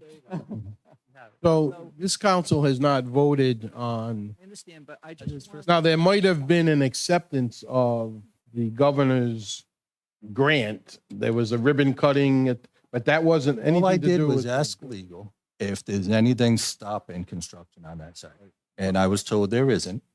So that's why tonight I'm clearly stating I'm not voting for anything to be built there. Council. Sir, what we voted on last year was funding for a clam shack at the present location. The mayor's former chief of staff assured us that we were going to be having clam cakes and chowder there on Memorial Day of 2024. Guess what? I marched in the parade. I didn't have clam cakes or chowder there. I'm gonna get in trouble, you know why? Because I want to skate on that skating rink while we're doing it. I second that. So there are just facts that are important that really need to be understood, and you just can't blow it by. Not you. Okay? Not you. So it's important that you gather the information that's required and understand it to the point where we went to the Historical Society. We now know what they're willing to do and not willing to do. Okay? So if you want a clam shack on that side of don't worry about the Historical Society because they're okay with it. I have it in writing. Okay. Thank you very So much. I just want to make it clear. You did request the documents. We gave them to you. They're public documents. So, and we do have a copy of the settlement agreement. That was provided to you, the settlement agreement, because there was a vacation of a judgment. And so we have it. So and we can come tomorrow to the office and I'll make sure that my staff will get it to you. There's nothing to hide. It was my opinion after reviewing those documents that there was no restrictions on that site. That's all I'm saying. Well, I was saying. I'm not accusing you of anything. I was accused of accusing. I'm not accusing you of anything. Okay. Let's just be clear. It's two separate things. There was an original consent judgment by the Superior Court in a lawsuit. Ultimately, that was vacated and replaced by the settlement agreement, 1996. That's the document that says what can and can't be built on that property. That was provided to you, Councilman, just so you know. Okay? So that's why I think it's so important that you have that. Okay, and we have that.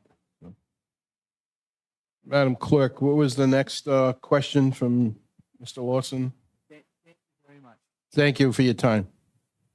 So that was just my statement on item 2. And if you want me to do item 6 while I'm talking. Yes, please. So this already got taken care of. The sidewalks along Forbes Street were horrible. The landfill, it was all overgrown, like 2 feet, but it looks like they went there today and cleared it. So I'm all set on that one. Okay, so that brings us to number Number three. 3, maybe? Inquiry on July 30th, 2024 for the total number of full-time employees required to run a full-time fourth rescue for East Providence. Discuss, Council Vice President Rego. Thank you, Madam Clerk, Mr. President. Yes, sir. This time, I would like to have, let's tie in number 3 and continued business number 2 on the update of the Fire Academy. I'd like to have the clerk read in the record from the Honorable Roberto da Silva. What do you want to read? I want to read. Oh, the correspondence? I want to read in the correspondence from the Honorable Roberto da Silva, Mayor of the City of East Providence. The letter of August 6th.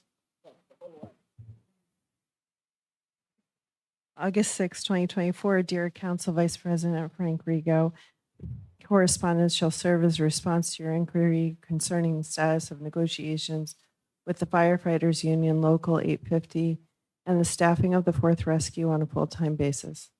As you are well aware, the city and union are currently operating under council-ratified collective bargaining agreement that expires on October 31st, 2025. The city nor the union have asked to open negotiations on this issue. Neither side is obligated to do so until the end of the contract. Under the city's home rule charter, the mayor is given the specific duty to negotiate contracts on behalf of the city subject to approval of the city council. Article 3, Section 3-58.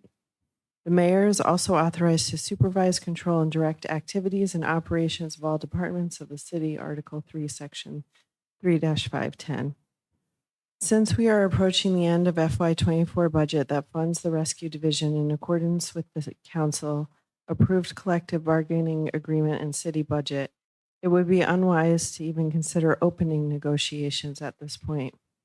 As I have explained to you on numerous occasions, I share your commitment and goal of providing more rescue coverage to city residents in a fiscally responsible way where the data supports such a need.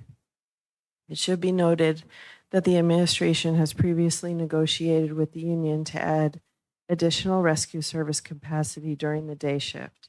The additional coverage was achieved because of cost saving negotiated with the union, and it was implemented based on the data for rescue runs showing that Monday through Friday during the day was the peak time for rescue service needs. The union has recently approached the administration to discuss opening the contract on another unrelated issue. In these conversations, our administration has already mentioned to the union that we would like to add more rescue services where the data indicates more rescue service is needed.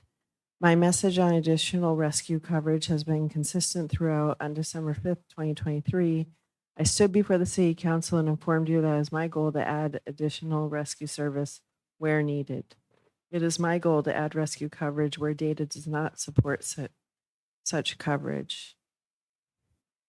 It is important to note that every East Providence fire apparatus, including 5 fire engines, 2 ladders, and 4 transport vehicles, are all certified and staffed as advanced life support ALS vehicles. Our average response time to a call for service is 4 minutes. There is no record of any incident in which a resident's life or health was compromised because of an instance where we relied on mutual aid for transport. The fiscal year 2025 budget will be challenging, and I look forward to working with you and the council in balancing demonstrated needs as a community with our limited liability to appropriate funds for many other necessary commitments. As an elected official like you, I know how difficult it is when constituents press on an issue which they feel passionately about. However, it is our responsibility to temper such passion and facts with data in an effort to educate and inform them of a course of action that is reasonable and prudent. If you have any other questions or concerns, please do not hesitate to contact me. Sincerely, Roberto da Silva. So he lied to you. He lied. The last time one of the council people up here used that word, got a little out of hand. Let's just say that it's not consistent in the matter. And I pressed this and will continue to press it. And I saw it 2 weeks ago on my street. How long they had to wait. It was so bad that they called Pawtucket, and Pawtucket was taking so long that the rescue coming back from a call from Rhode Island or Miriam, they said they could come and get it. So Rescue Force showed up. So to say it hasn't impacted anybody, yeah, maybe nobody's died. And yeah, the great men and women on those trucks have all the equipment. But is Engine 3 bringing somebody to Rhode Island Hospital? No. That's the point of the matter. And consistently, it's not the story on December 5th. So we can see that we're at a bypass. So I guess we're going to buckle up and have fun during budget season. That's what I got to say. And people out there watching, I gave my support for that rec center.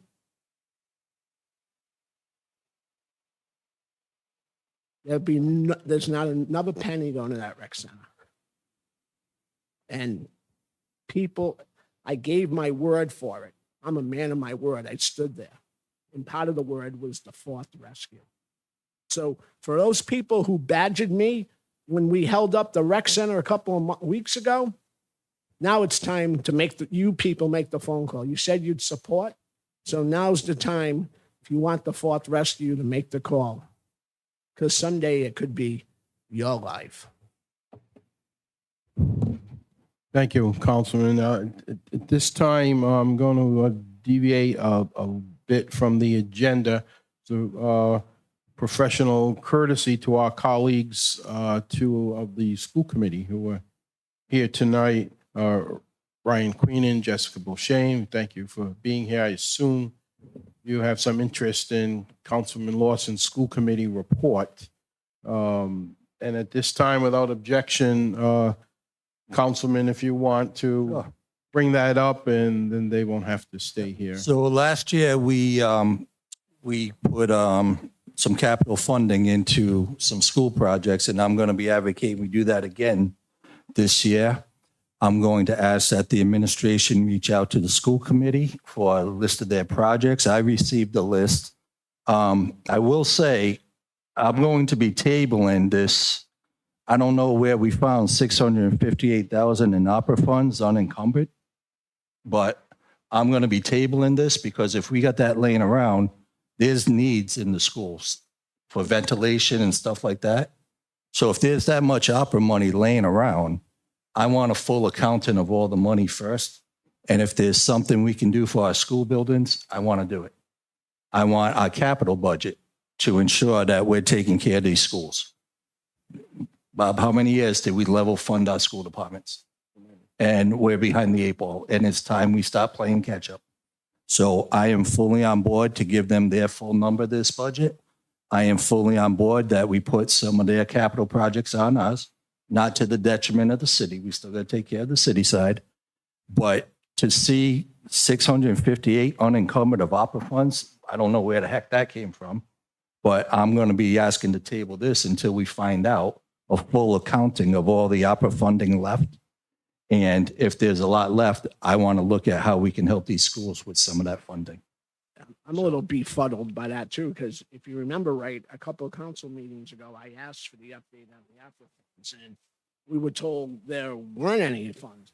And now magically things have reappeared. And yep. Then besides the school, I like to use some for a Glen Line project that now that we approved a full pavement of the project, and now it's being just patchwork. So I like to have some money, and I'd like to have some money towards, Glen Line, but I support you. The schools are going to get their full amount, and for whatever capital projects we can get, we will get, because again, people live by education, by police and fire, Those are the things that they look for. Why you pick a community. we can build that beautiful school over there. It's like buying a Lexus without an engine. You got to support what's in there in every school.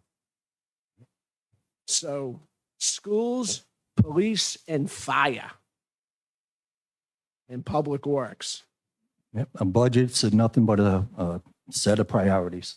And my priorities to schools. They were shortchanged for quite a few years. And it's time that we change that paradigm and start taking care of the schools. And I'm talking the school buildings. I'm talking what we can do on our side. And these buildings, like this opera funding, it was for COVID. So how's the ventilations in these buildings? Are these kids breathing clear air? Do the windows work?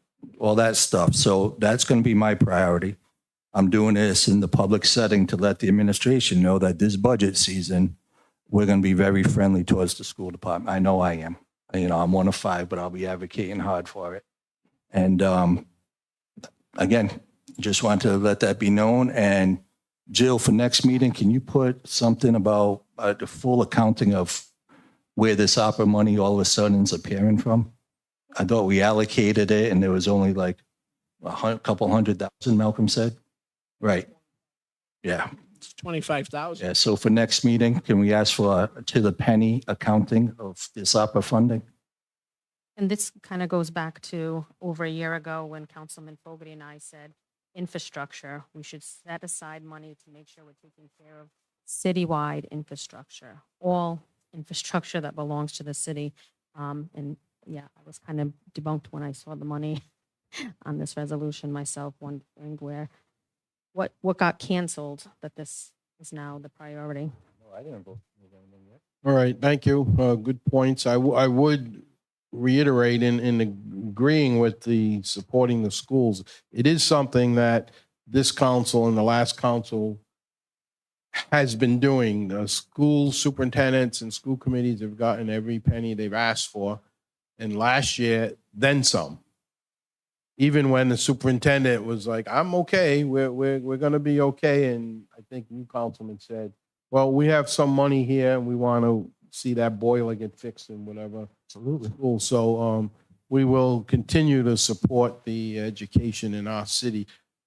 Did either of you in the school committee want to add anything or you want to wait for budget time?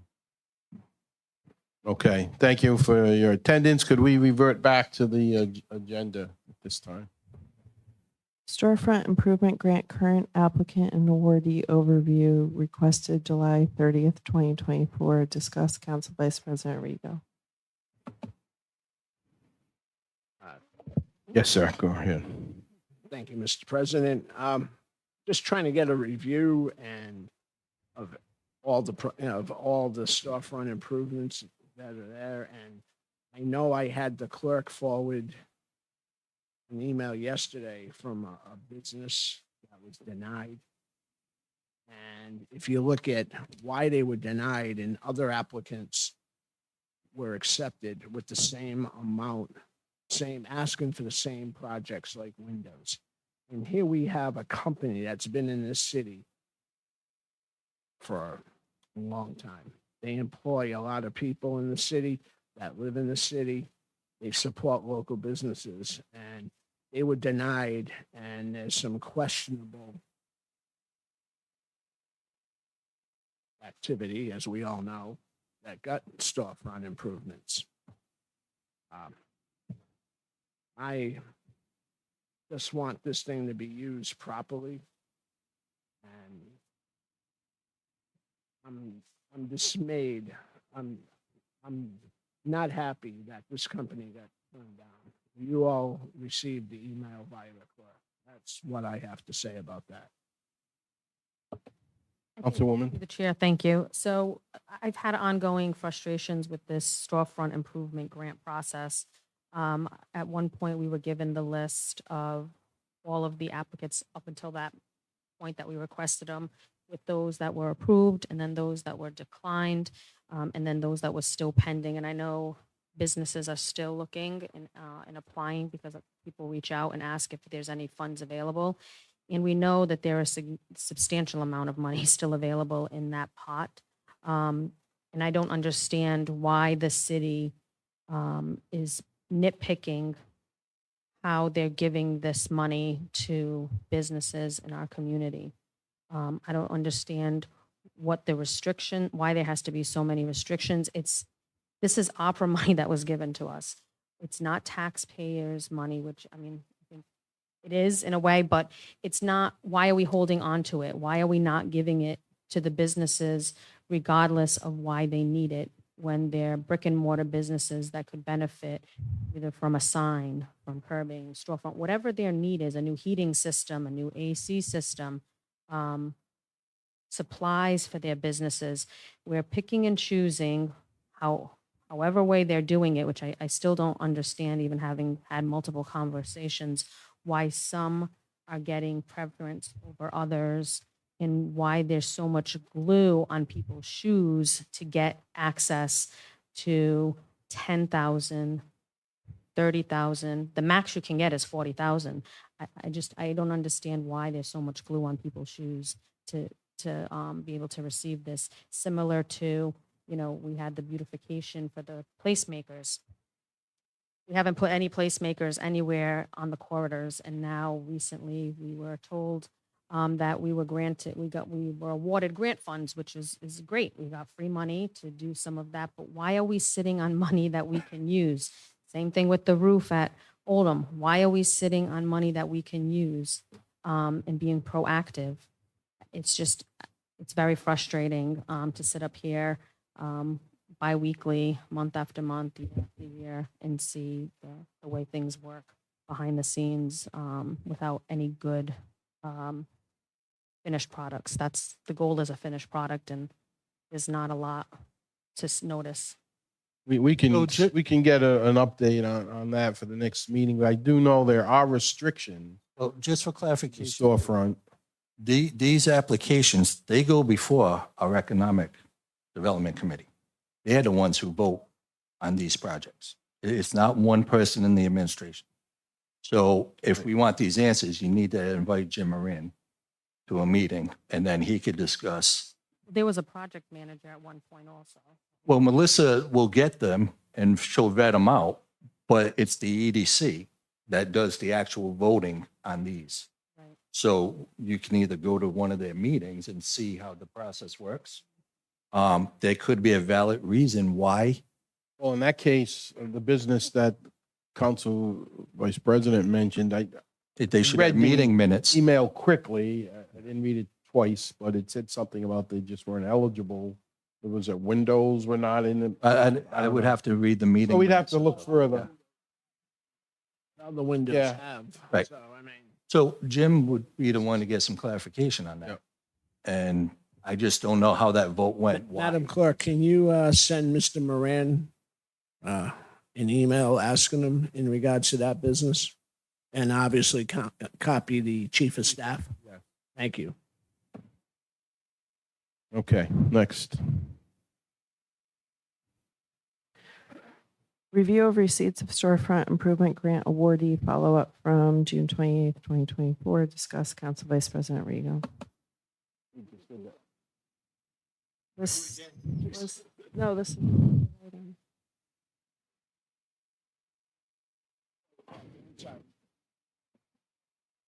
I apologize. They are the, obviously they time. We got the answers. So again, I deeply apologize for that. When we just said we just did it. See, I shouldn't listen to this. I'm not listening to the solicitor anymore. Thank you.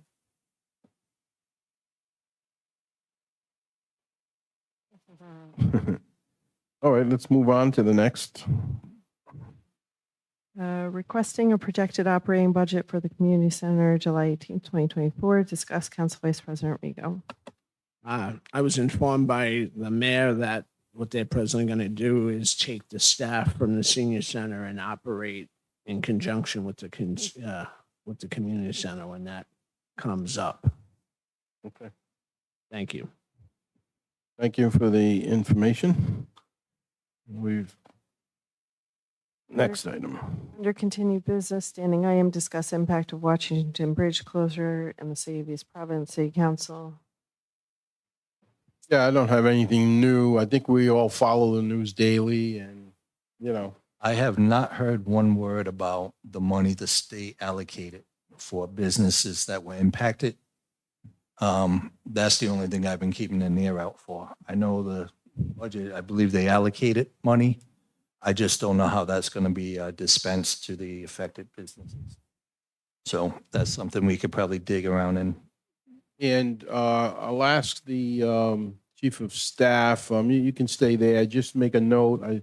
I don't know, can you find the latest update on if the school department received the Washington Bridge allotment they were promised? I think it was $10,000 for some cost, and then they were supposed to be reimbursed for some vans. I think they said they actually only got one van, so I don't know if they've been reimbursed yet. Just want to keep the state to their promise there. Nothing critical. Obviously, school has been over for a while, but budget's a budget. And They need money. yeah, They're owed money. thank you. Next item.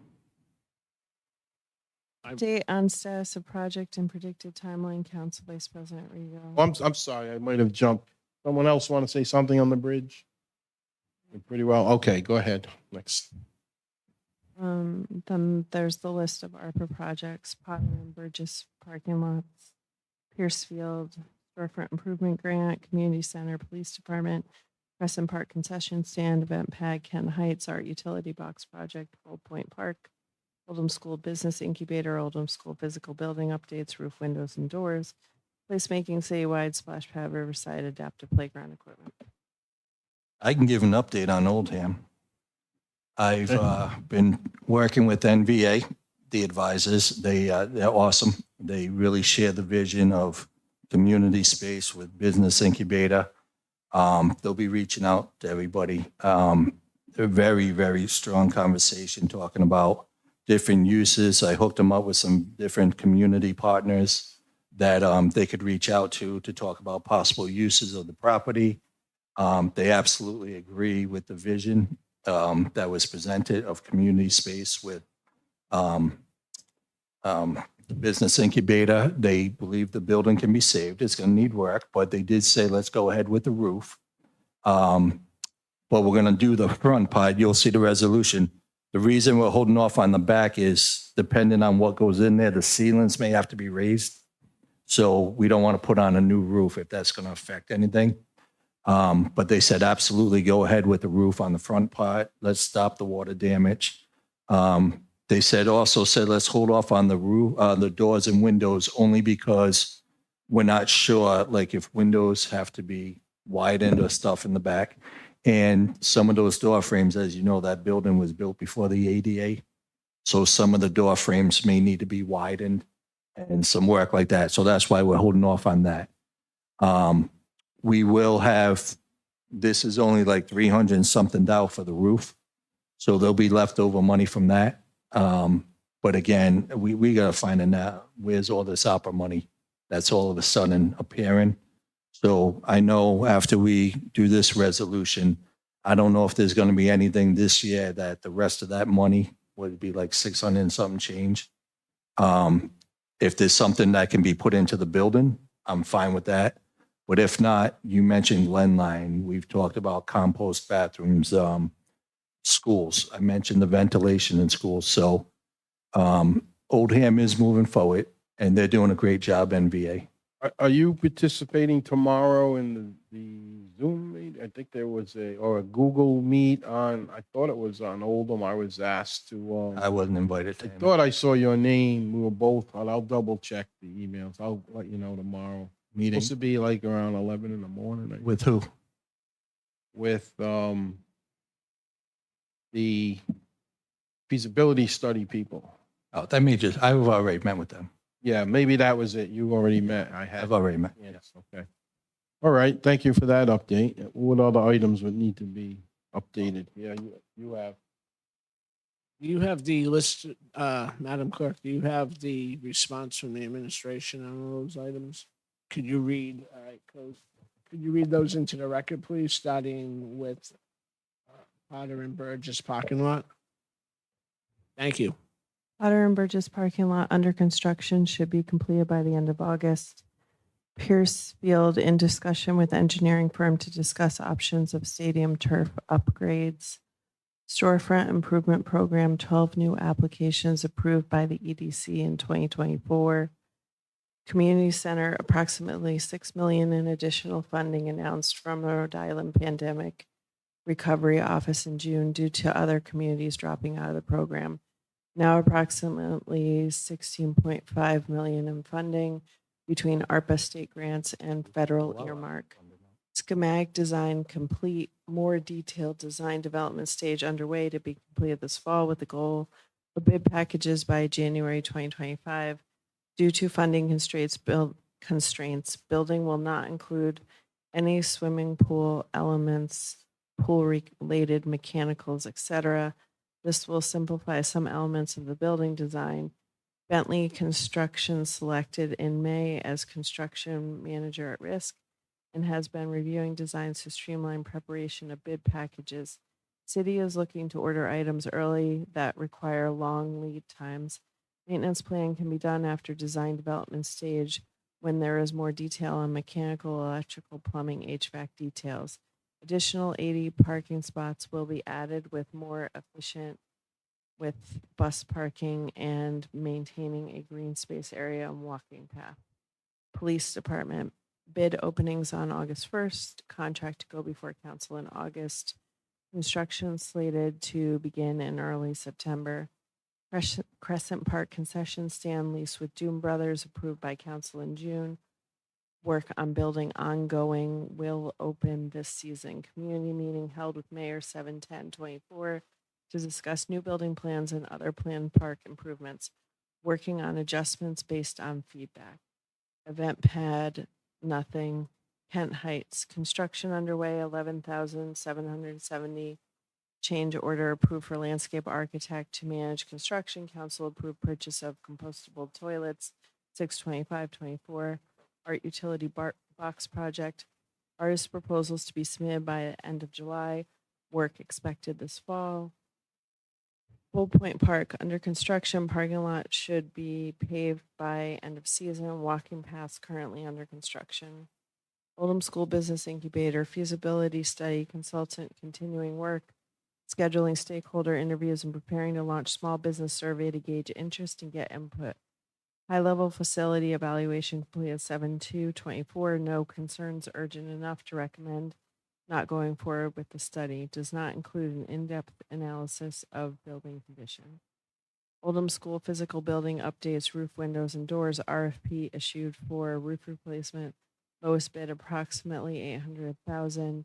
Placemaking citywide. Placemaking funds intended to match recently approved Commerce RI Main Street grant for streetscape improvement on Warren Avenue from Wachamoket Square to Broadway. Exploring whether new decorative street lights here are also affordable. Crescent Park Seaside Mural final selection this summer. Expected completion October. Splash Pad Riverside Award granted 4/29/24. Council approved O'Brien and Sons contract 6/4/24. Notice to proceed granted by DEM 7/1/24. Adaptive Playground Equipment C Kent. I just have a couple of follow-ups. Thank you. Well, I'm sorry, First Councilwoman. Thank you, Madam Clerk. I figured you people would want to hear her voice saying everything from administration and hear me. Yes. Good point. So one of the things I'd like an update on regarding the police station is where are we in terms of having that solar panels placed, the that energy green energy had come spoke with us and we've given approval for that. To answer that, it's I got an email either today or yesterday. There was an issue with the title to the block extension of the parking lot that they found in the title search. We're just working on that to try to figure it out.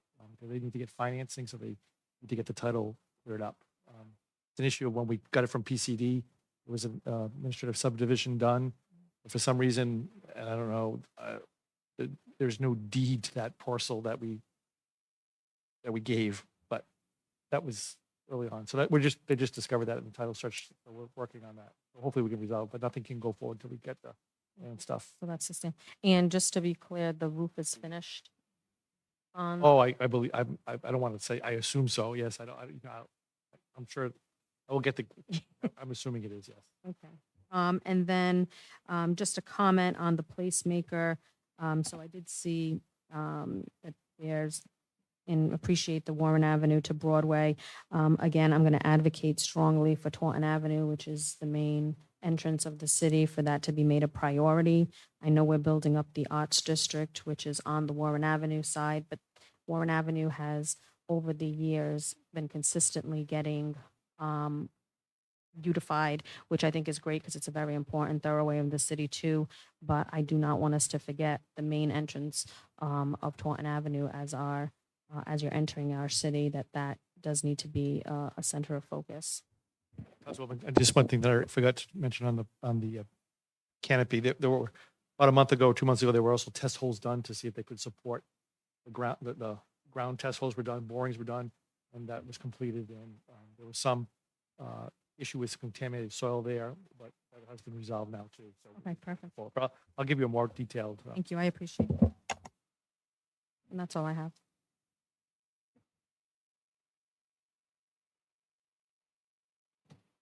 Thank you.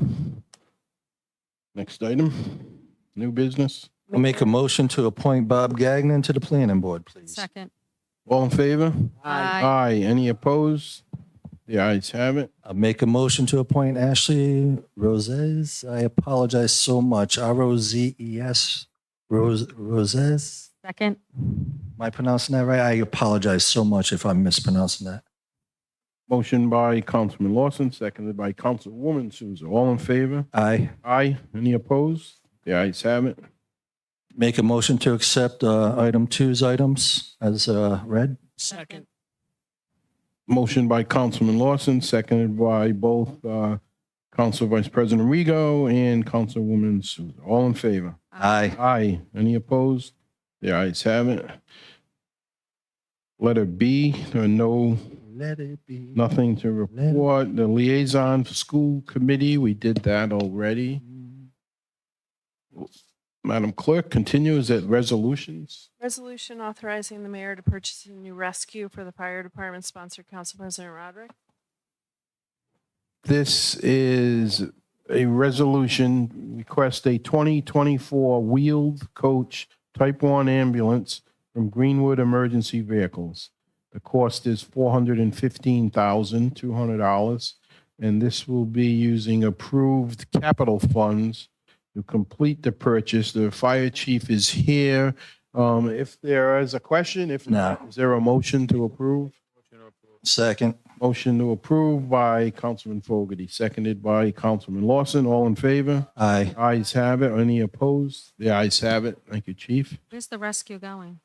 Are we taking one out?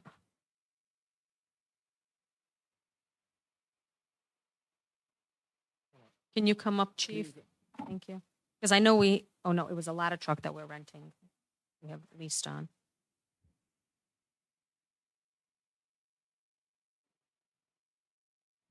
This is a new rescue to replace, I believe, Rescue 3. We're in that cycle of trying to purchase one rescue per year. Right now, we actually talked to all the manufacturers, looking at 2.5 years to get a truck if we build it. This company actually had one in the pipeline, so it'll be here in December, finishing off the rolling factory the way it is. And it's not far off the spec that we normally build. We're only going to use it 5 days a week. We'll use it in the best capacity that we can. Yeah. Right now, all of our reserve trucks are on their last leg. If we don't keep the cycle going, we're in dire straits. It's a big thing. When I was first elected to the council, a couple of terms back, and the council was purchasing a ladder truck, and I thought, oh, this is great. Next month, we'll see a new ladder truck. And chief at the time said, it's about 2 years away. 2 engines that we bought with opera funds, which was 2 years ago. We are sending people out to go do the final inspection at the factory, starting the 20th. Yep. So it doesn't pay to delay when we can. We need to do these things. And So that's a good purchase. And that was from Capital, correct? Yes. Next resolution. Resolution authorizing the mayor to enter into a contract renewal with Zobrio for the city's accounting software. Sponsor Council President Rodrick. Where's this money coming from? This was the one question I was going to add to. It's not listed in here. I believe it's operating budget money, and we're trying to push it ahead. But could you further that? Yeah, I believe that's in the finance budget. Yes. In their annual, you'll see it in their budget. It's about $80,000 a year. We've had it for 5 years. This is a 3-year extension. We have the money from this year's budget to pay for it, or it's going to be part of next year's budget? It's in every budget. It was in the current year budget. It's proposed to be in next year. It's a current accounting practice that we. No, I just want to make sure we got the money. Yeah, yeah. I'll make a motion to approve. Yep, funding's no problem as far as you're concerned. Okay. Motion by Councilman Lawson. Is there a second? Second. Second by Councilwoman Souza. All in favor? Aye. Any opposed? The ayes have that. Thank you. Thank you, Chief. Resolution authorizing the mayor to use AtMed Treatment Center to perform annual hazmat physicals and cancer screenings for the fire department. Sponsor Council President Rodrick. Well, I got a question. Okay, So- there are, this is a requirement, but the chief is here. Right, but the health insurance doesn't pay for this, and where's this money coming from? It's coming out of budgeted funds. Out of your budget? Yes, it is. Okay, and you had this budgeted? Every 3 years, we have to do all personnel. Okay. Every other 2 years in between, it's just a hazmat number. And health insurance doesn't cover this? Okay. And it's $885 for each of the members of the fire department. We only have 2 right now that we're able to get the NFPA physical from. Yep, We kept okay. trying to get a third. One that we used to get a third from has dropped out of it. And AtMed seems to be the lowest game in town. Most of the other fire departments they're all using AtMed. And I know we all support this, but remember there's a level of screening for cancer, which is a high rate with a lot of fire responders and things. So it's a You ain't getting no requirement. flight from me. Right, right. And it's budgeted every year. Just want to make sure the money's where it needs to be. So Is there a motion? I think Councilman Fogarty. I'll second. Through the chair, just have a quick question. Yes, for the Councilwoman. chief. When you said it's coming out of the budget, is it fiscal 24 or 25? 24. Okay. This year. All in favor? Aye. Aye. Any opposed? The ayes have it. Next item. Resolution authorizing the expenditure of funds from the Live Nation Recreation Fund for the end of summer concert at Crescent Park. Sponsor Council President Rodrick.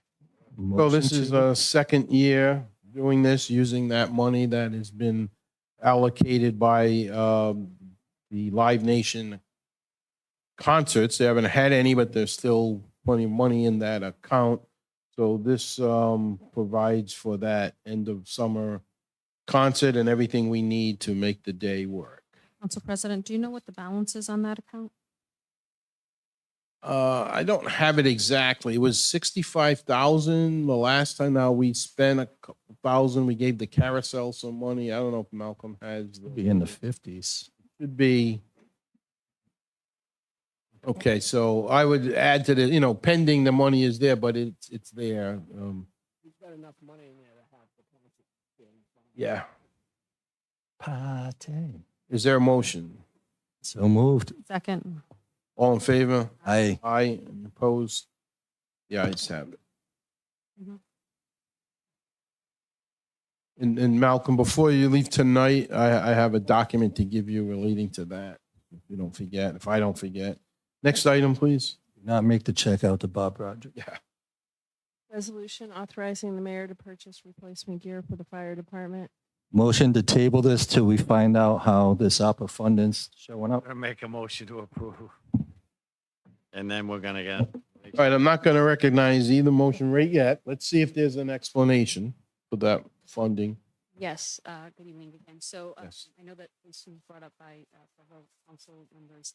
So we had done a project, an infrastructure project, as Councilwoman Souza has brought up in terms of ARPA, with the town of Barrington, specifically for water. That's right. Project. So that was, we used ARPA funds for that, and there was an agreement negotiated with the administration, both municipalities, to be able to share the cost of that. It was either going to be 40% or up to 1.8 or 1.6 million. So we are now being reimbursed by the town of Barrington. I have the letter from the community saying such. So it'll be $1.6 million in ARPA funding that we will be reimbursed. So that is the big. I still want to look at other projects before we start Right, just but we can throwing still money do around. this one, right? And We if- need, And if I may, I'd like the chief to be able to speak about the importance of this gear and specifically how we would be one of the leading municipalities. you know what? He doesn't even have to. I think the question was answered. We want to purchase this, so we appreciate that. And I probably should have added that because I called and asked that question because it didn't, and it was the Go Barrington. ahead and call the vote. Right. So was there a motion? Yeah, I made a motion. Frank made a motion. I make a Yeah. motion to accept. Is there a second? Second. Seconded by Councilwoman Souza. Once again, for the record, the amount is $658,000. It's opera fund and reimbursement that came through the agreement with Barrington. So that should leave another 300 and change or so we can follow up on. All in favor? Aye. Any opposed? Nay. Nays? Can we take a roll call, please? Okay, so we can do a roll call. Madam, Councilman Fogarty. Councilman Lawson. Nay. Council Vice President Rigo. Nay. Councilwoman Sousa. Aye. President Rodrick. aye. So I didn't count. What's the? 3-2. 3-2, right. I should have let the chief talk because it sounds like this is important gear, but Oh, yeah, my thing is with the funding. yes. It's already passed. One at a time, please. One at a time. Who wants the floor? Council- I'd Yeah, sure. like to thank the council for passing it. I understand the ordeal with funds and the back and forth. But PFAS in the gear is right now nationally on the stage.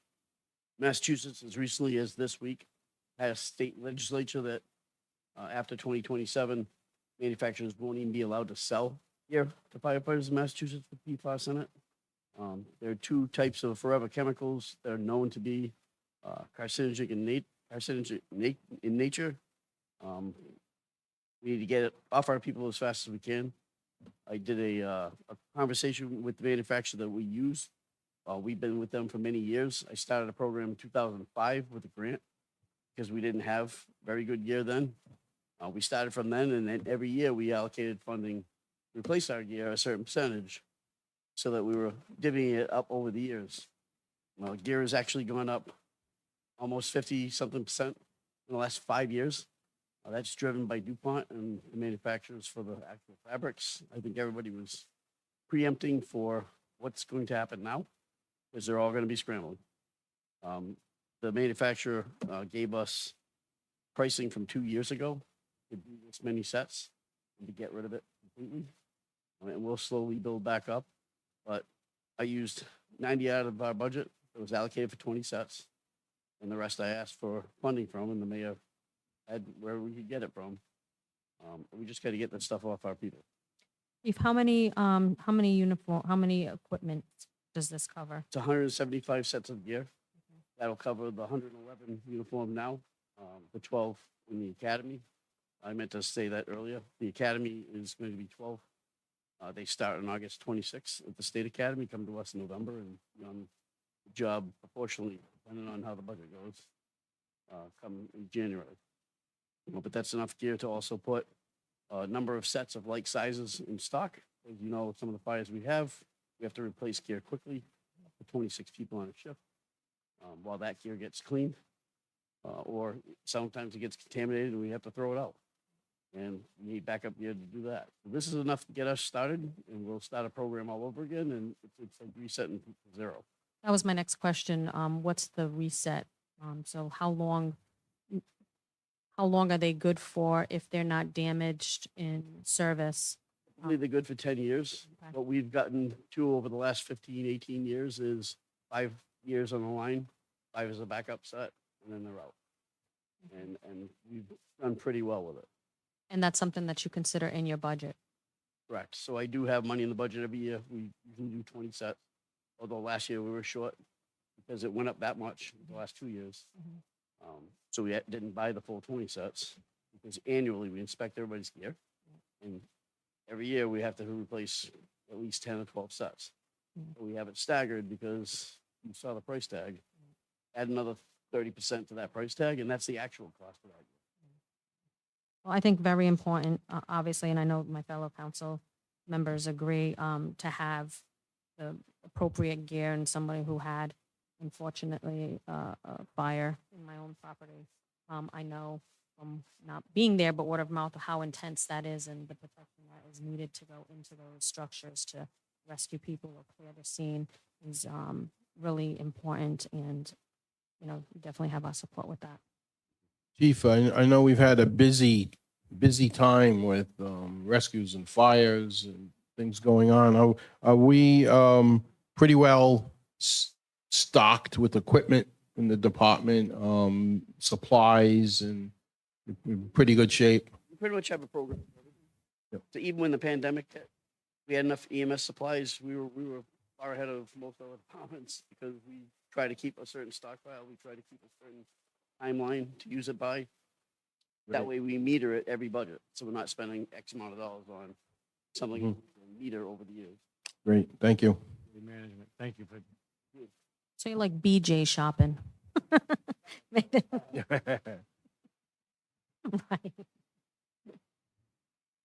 Resolution authorizing the mayor to enter into a change order with Johnson Landscaping for additional work for the Canton Heights Recreational Facility Improvement Project, sponsor Councilman Fogarty.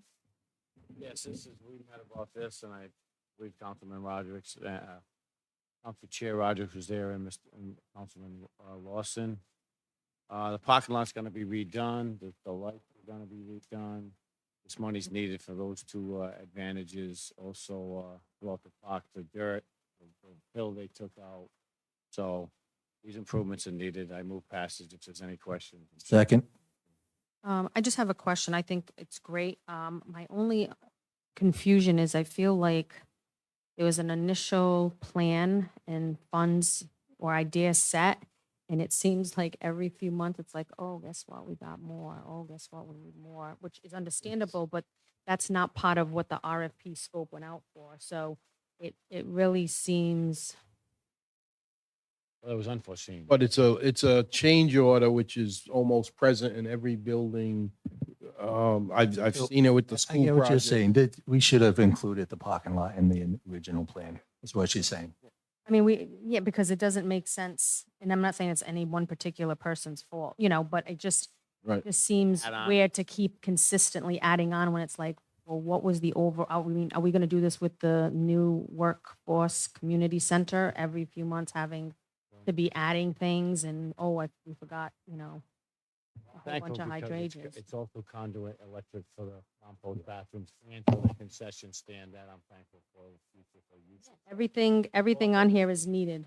There and originally thoughtfulness of having it. But then the cost factor changed according to.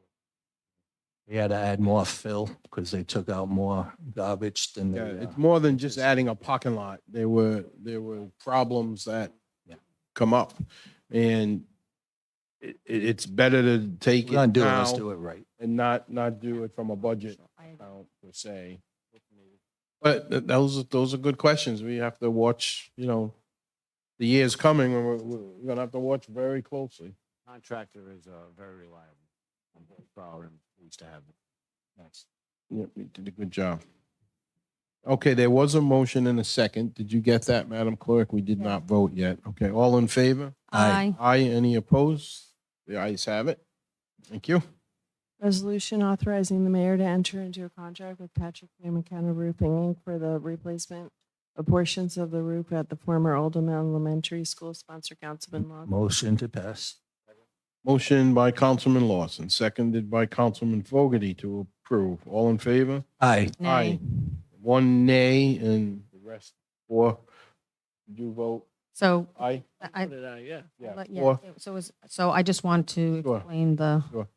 nay. So like I asked a few minutes ago to our solicitor about the police station roof, my concern is with this contractor who was also contracted to do the police station's roof, they were inconsistencies with getting things done, timelines. And so I just don't feel very confident in reusing a vendor who, in my opinion, didn't perform to what my expectation was. Understood. And I still don't know the full answer as to whether it is a complete I will be, Foolish. I will be every day. roof. Not there, I'll be taking pictures, posting it, saying, where the hell are they? And we don't, this is just to start the contract, right? We haven't executed a contract yet, correct? Well, this would, Start the roof. this would authorize them to. Well, where was the contract? It's, I I didn't- don't have the specific language, but it's 300 and something. I know the amount, but what are the, They're gonna strip down, they're gonna replace the front part of the roof. Yeah, right, but we have, so similar to the police station debacle, there was no, well, there's a little difference because it's not a flat roof on the front part. I just want to make sure that the city has timelines and expectations and that it, Well, I hope in the contract there's a timeline. well, that's what, there wasn't, Yeah, I didn't see the contract. Lateness, there was a timeline, so. Can we put in I don't want to go something? back, but the issues with the roof of the police station was because of supplies, weather, other things that were on. But I believe, and I will confirm tomorrow, I'll have the chief of staff confirm with the police chief, but the roof was done, it's finished. I understand there was some delays, but some of the delay was because of weather, supplies, all part of the public record when this came up. There's no defective work being done. Will there be a deadline on this contract? I haven't seen the contract, but I will look. Who writes the contract? Usually it's a form contract from the city, or it could be them, I'm not really sure. well, how are we Oh. proving without the, This enters into the contract, so they don't That we throw it haven't up. seen what's in the contract. This is permission to proceed. asking? That's a good question. I didn't even think of it that way. Is there a copy of the contract, Patricia, that we could see?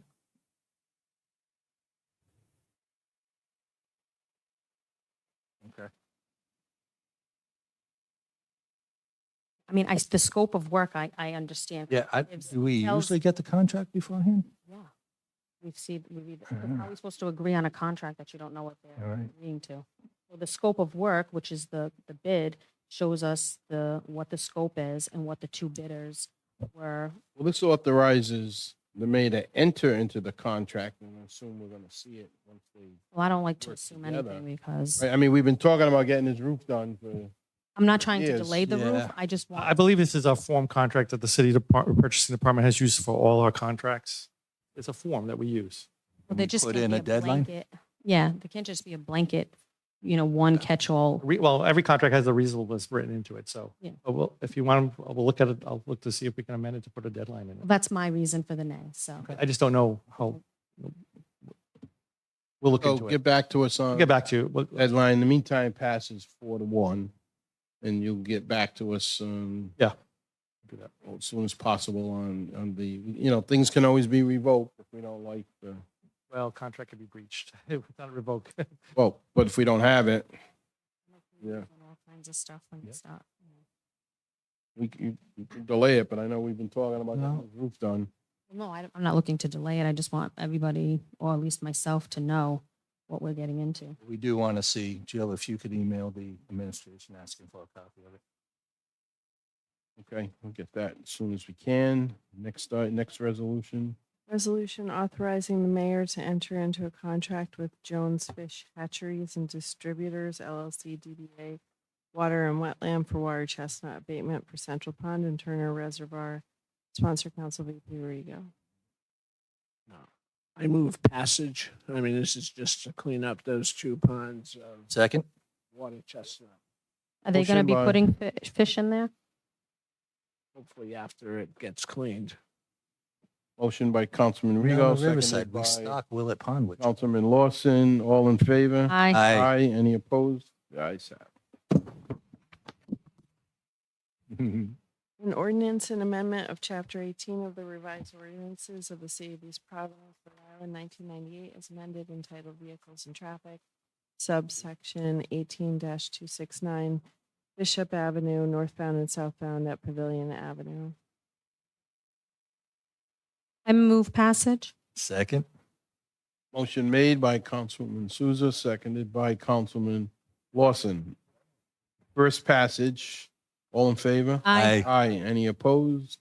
Passes for first passage unanimously.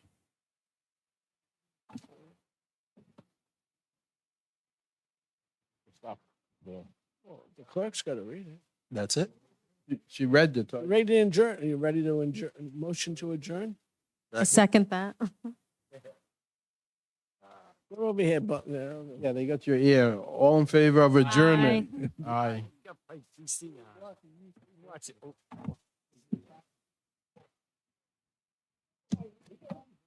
I feel like I'm gonna have a seizure.